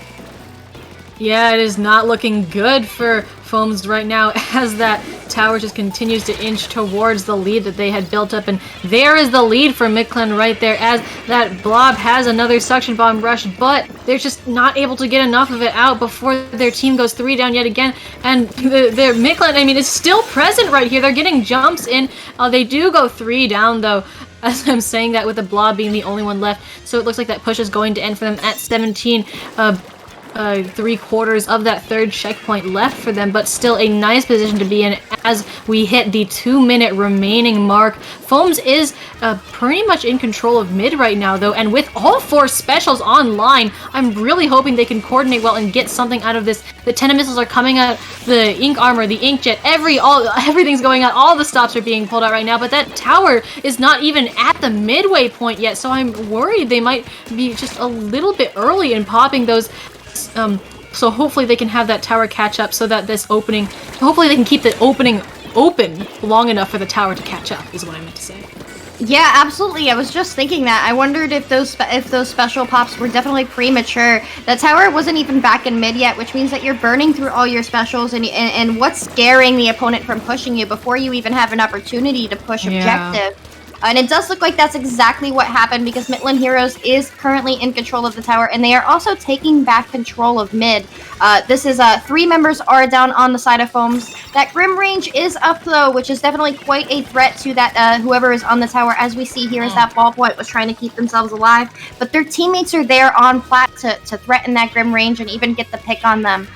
This is definitely not a situation that Foams wants to be in. This is very good for Mictlan Heroes as they are working their way down the opponent's plat with 45 seconds left in the match. Yeah, they're on the aggressive and keeping Foams on the defensive, which is of course not where Foams wants to be this late into the match. 30 seconds remaining, and already Mictlan Heroes is very close to the lead that they had put up originally with only 1 member down, and they still have that armor ready to go. Unfortunately though, that KO does go down to Ledge Demon's Inkjet, and so hopefully that push has been stalled, and now Foams has 16 seconds plus overtime hopefully left to just do something about it. And again, they're just not back in mid, and the blaster is also down, so they're gonna lose a little bit of time waiting for their teammate to come in. They're running out of time as well, and the teammates trying to go for the tower are killed, and they're just not able to make it in time. Yeah, absolutely. That was an incredibly close match. It was very nice to see that initial push from Foams. They had such wonderful special coordination, but I think the timing was just definitely a little bit off. It was a very good match to watch, but Mictlan Heroes had the edge here, and they are going to take this to a 2-1 situation. This is still very even. This is anybody's set. It looks like things are going to be going back and forth. And next will be Splat Zone's Wahoo, which is such a massive map, and a comp that can really paint is going to have the edge here. Yeah, it is a really, really big map. It takes quite a while to get back to the zone compared to other maps, say Macomart or something like that, where the zones are really close to the spawn. And adding on to that, that the bridges don't change in this map mood makes it a little bit more static than a lot of the other modes played on Wahoo are. And I once heard somebody say that this just plays like an Arowana mall almost. If you lock out and stuff like that, because you have once you lock out of the zone, you take control of the area pretty much below the zone, and then the opposing team has to drop into it if they want to fight you, so they have to take you out from above. It was an interesting comparison. I don't know if I fully agree with it, but I feel like it's something worth talking about. Yeah, that is an interesting comparison. I myself love Splat Zone's Wahoo, but I hate Splat Zone's Arowana. In fact, I hate Arowana in general. Even though I do main a ranged weapon, people would expect me to like Arowana, but I just don't. I like Arowana. You know why I like Arowana. Because it's narrow and Stingray. Yeah, you got it. You nailed it right on the. You hit the nail right on the head. But yeah, I can see your point though. I mean, Arowana is not the most pleasant map to fight on, and why it's never played in tournaments except for that one TG that had a bunch of purse maps in it. cursed maps, TG. What a memory as we are wrapping up the last testing grounds, which is very bittersweet. I expect. Oh, I was just gonna talk about comp for a second, but go right ahead, Kadar. I was just gonna say, I mean, there's been a lot of twists in the all these past CGs. I've had the treat of seeing staff decide which twist to put through and seeing the curse mode map list go up. So it's been a lot of fun. It's been a lot of fun. It sure has, and it's been a lot of fun. Commentating with you tonight and watching the other commentators talk tonight, and all these wonderful teams playing and coming here to try and take the top of the last testing grounds ever. We do see Foams here with an initial edge. Unfortunately, that shot does go down from the K-52. The ballpoint is down as well, and it looks like Mictlan Heroes is going to be the first team to take control of the zone, but 2 members of Mictlan Heroes are down, which means Foams 2 is going to be able to work their way up towards that zone if they choose to play it smart. Yeah, Archer nice on that pick, jumping in front of the Blaster, because, you know, as you were talking about earlier, Blasters getting rushed, not always the best thing for them. So, I mean, just like that, the zone has flipped back to Foams too, and Archer with a nice spot on Lex on that K-Gal, trying to get a flank in, but just not escaping their eye. And just like that, Mictlan is 3 down. That H3D does have the armor, so they're gonna have that when they decide to go back in. So Foams is gonna have to be prepared for that counter push. I've seen somewhere, I don't remember where I read this, but I remember reading that like armor, if you watch when it's popped, you can get ready for teams pushing or teams counter pushing. You get ready to receive it. So like if you see an armor weapon on the opposing side pop their armor, you know to get ready to receive some push that's coming from them. So I thought that a really interesting point. Yeah, absolutely. Not only that, but the armor pop does give away the locations of the smoke. person who's popping's teammate through the smoke, which means that if you pay attention very closely, you can keep an eye out for that. It does look like Foams 2 is doing a fantastic job of maintaining control of the zone here. Between that bomb rush and that double missile comp, they are just forcing the members of Mictlan Heroes to displace themselves, and they get the KO very quickly on a Splatoon. That was very fast. It looks like they were just done playing around. You were talking about pain at the beginning of the match, and I mean, when you have a blob and a K shot, that's pretty much what you're getting. Especially, I mean, the blob, the K shot, and the zap more than make up for the blaster, which pays for itself in killing power. Yeah, absolutely, especially with the range on that, because of the fact that you are working with such a massive map where the drops are incredibly exposed. That and you know the game awareness from that Zap player as well, knowing that K-52 was going to come into a flank and knowing when they were going to do that. That is the type of moment where you have to feel it more than you see it and react to it. They knew that K shot was up. I mean, they knew that K gal was up. They knew that they were going to be coming for their teammates, especially the teammates that were applying pressure in zones. They said, I feel this guy over to my right. I know he's here. And he probably even heard him on his audio, which is something that is very important to listen to.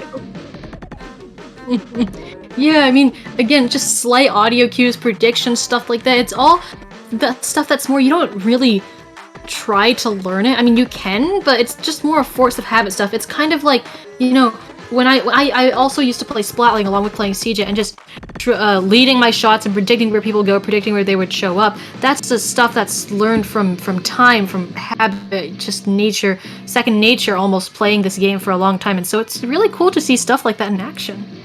Yeah, absolutely. You can really tell that Zap has been playing for an incredibly long time, and working with that weapon for a long time, and just studying the game. And that's just as important as actually playing the game, is studying it and taking in resources. Like you said, you read somewhere that being aware of when that armor is popped to be prepared for a push. Those are the type of things that, yes, you can learn through trial and error. However, there are people who came before you who have spent thousands of hours working through this game. And it's important to take somebody's experience for what it is and listen, because there are things that they have learned that, you know, it would take you many hours if you wanted to learn all those things yourself through experience.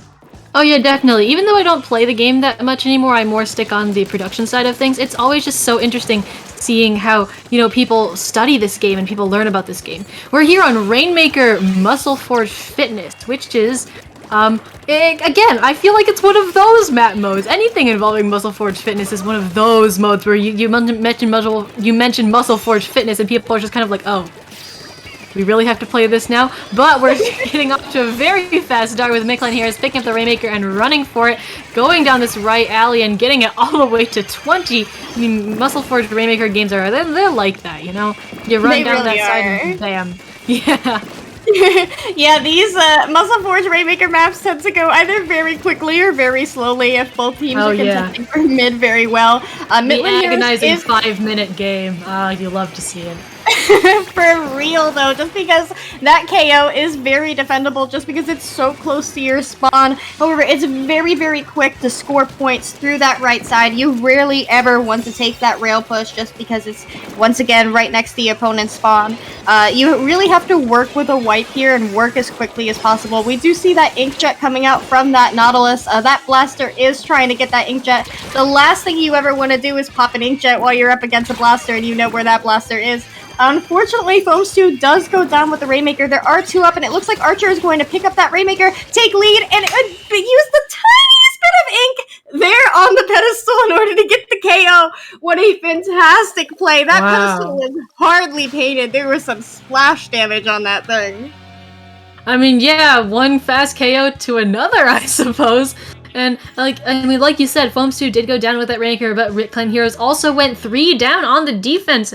And Foams 2 had, 1-person, 2-person up, and that's exactly what they needed to just knock that out. And so now they're in the lead. Yeah, absolutely. Foams currently is holding the lead in the final set of the final testing grounds. So this is the match point for them, the set point for them, is it not? It is the match point. So the pressure is on for Clamblitz Piranha. This potentially could be the very last testing grounds match ever played. So I want everybody to hold on to your seats and get ready for some clam blam. I've not heard that before, but it is a very, very good name for it. Yes, we could possibly be making history here, or we could take this to a Game 7. Who knows? I feel like that's very, very possible, especially with the performance we've been seeing out of both of these teams. But Foams 2 does have a lot of momentum behind them with these last 2 KOs that they've gotten. They're very nice, and Clamblitz Piranha Pit can lend itself to the same type of lockouts that we've been seeing.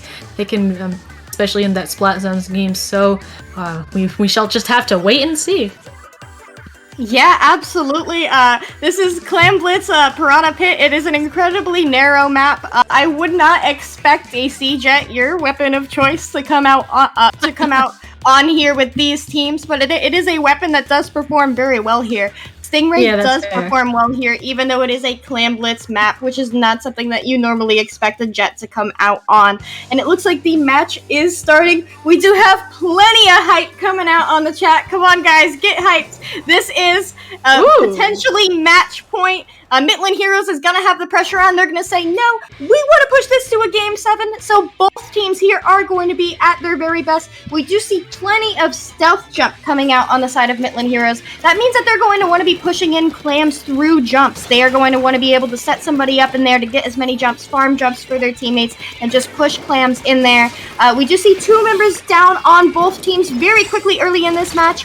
It looks like Ledge Demon is putting in the work underneath their ramps. 1 member is up on the side of Foams 2, which means that they're going to have a very tough time maintaining control of paint here. Paint is everything on this map, especially between those 2 ramps. Oh yeah, I'd like to mention the comp that we're seeing out of Mictlan here is a little bit of a change here. We're getting double bucket out of them, seeing a tri-slosher as well as a regular slosher, and then we also have that junior. So like you were saying, paint is everything, and they have certainly got it with this comp. Probably a little bit more so than their previous comps as well. And of course, with a lot of clans on their side and absolutely none for Foams right now, they could probably turn this into something if they time things well, considering that Foams is 2 down and they have the person advantage, and they just popped that Booyah Bomb. Hopefully they can get something out of it. But of course, I mean, that junior on their own will not fare very well, so they are smartly backing up.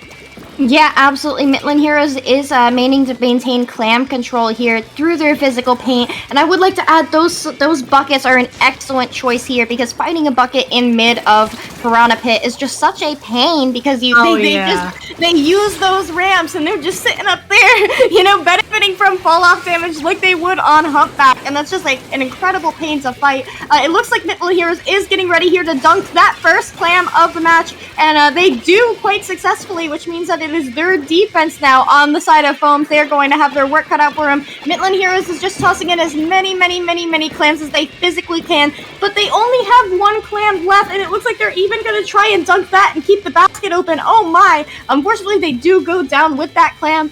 That Tri-Slosher is the only one up, which means it's now Foam's time to paint up, get clams, increase visibility with that map, and they do manage to get a power clam. It is a shift in the tides. We have 2.5 minutes left of this match. This is still anybody's game. A very nice first push out of them to all the way to 38, but Arjun here getting a nice pick and hopefully going for a second there. That's 3 down on Mictlan with only the K-Gal being alive and all of these clams going in, but they're just immediately exhausted. There are some smaller clams spawning though, so Foams 2 can hopefully continue this push. They've only got the okay, never mind. They have more now, and there we go. There's all of these little clams going in. They're just getting thrown in one after another, and Mictlan here looks almost powerless to stop it. They go 3 down again. This is just really not what I was expecting out of them. And that's going to be the end of the push, but that was so dominant by Foams too, just immediately coming back and throwing that onto them. And here we have ourselves a very close match.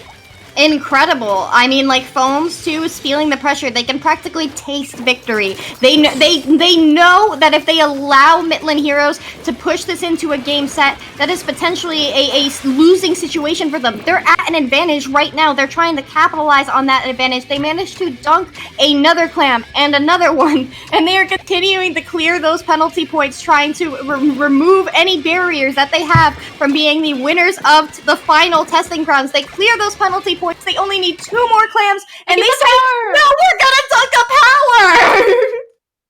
I would say that's overkill, but in this sort of situation, wow. I mean, they only needed 2 more small clams, and they just decide to jump in and dunk an entire power in there. And that, I mean, with Ledge Demon of a 13 KA, and that is what a way to end our final testing grounds. With Foams 2 just coming out of, I don't know if I would say nowhere, but just with those last 3 games, those were very decisive. They were just done playing around, done going back and forth. They were here, they were in it to win it, and win it is exactly what they did. What an incredible Clam Blitz match. I absolutely did not expect that after the showing that Mictlan Heroes showed in that first push. But as you said, Foams 2 was just done playing around. This is not a game to them, it's an esport, and they were here to take the final testing grounds in grand finals. Congratulations to Foams 2. That is bragging rights that nobody else will be able to take away from you. Yes, indeed. Congratulations to winning the last testing grounds. And of course, congratulations to Mictlan Heroes for the amazing show that they put on. Thank you to all of our amazing teams that came out to play tonight and everybody that came out to watch the stream. Sep, you were a pleasure to commentate with tonight. I really, really enjoyed this. Yeah, thank you. It was really wonderful, and congratulations to everybody who played, and thank you to all the people who came before us on comms, and TOing, and staff, and people who see the practice. You know, everybody who was involved in the running of testing grounds since the beginning. We wouldn't be here running this last set without everybody who came before us, including the teams who played. So thank you everyone for supporting testing grounds and supporting IPL, and just stay updated. Turn into Low Ink next week and see what's going on. We definitely look forward to seeing you. Thank you also to our streamer Kraken Mare, who also commentated and streamed at the same time earlier today, which is no small feat. So thank you for being a wonderful streamer. I mean, honestly, just throughout testing grounds. It's been a pleasure working with you, and we'll continue to do that. And before we go, Sep, where can the wonderful people in the audience find you on the internet? Yeah, absolutely. One final time, my name is Skepidillions. You can find me at Twitter and Twitch, as seen on screen. And what about you, Kadar? Again, for the final time on Testing Grounds, you can find me on Twitter at Kader_, where I talk about a lot of the things I commentate. I'm going to be bouncing around in the next couple of days on different organizations, so you can catch me there. Again, thank you all for coming out. I hope you had a wonderful time watching, and well, this is our last hurrah, so that's the last Testing Grounds, everybody. Stay fresh, everyone.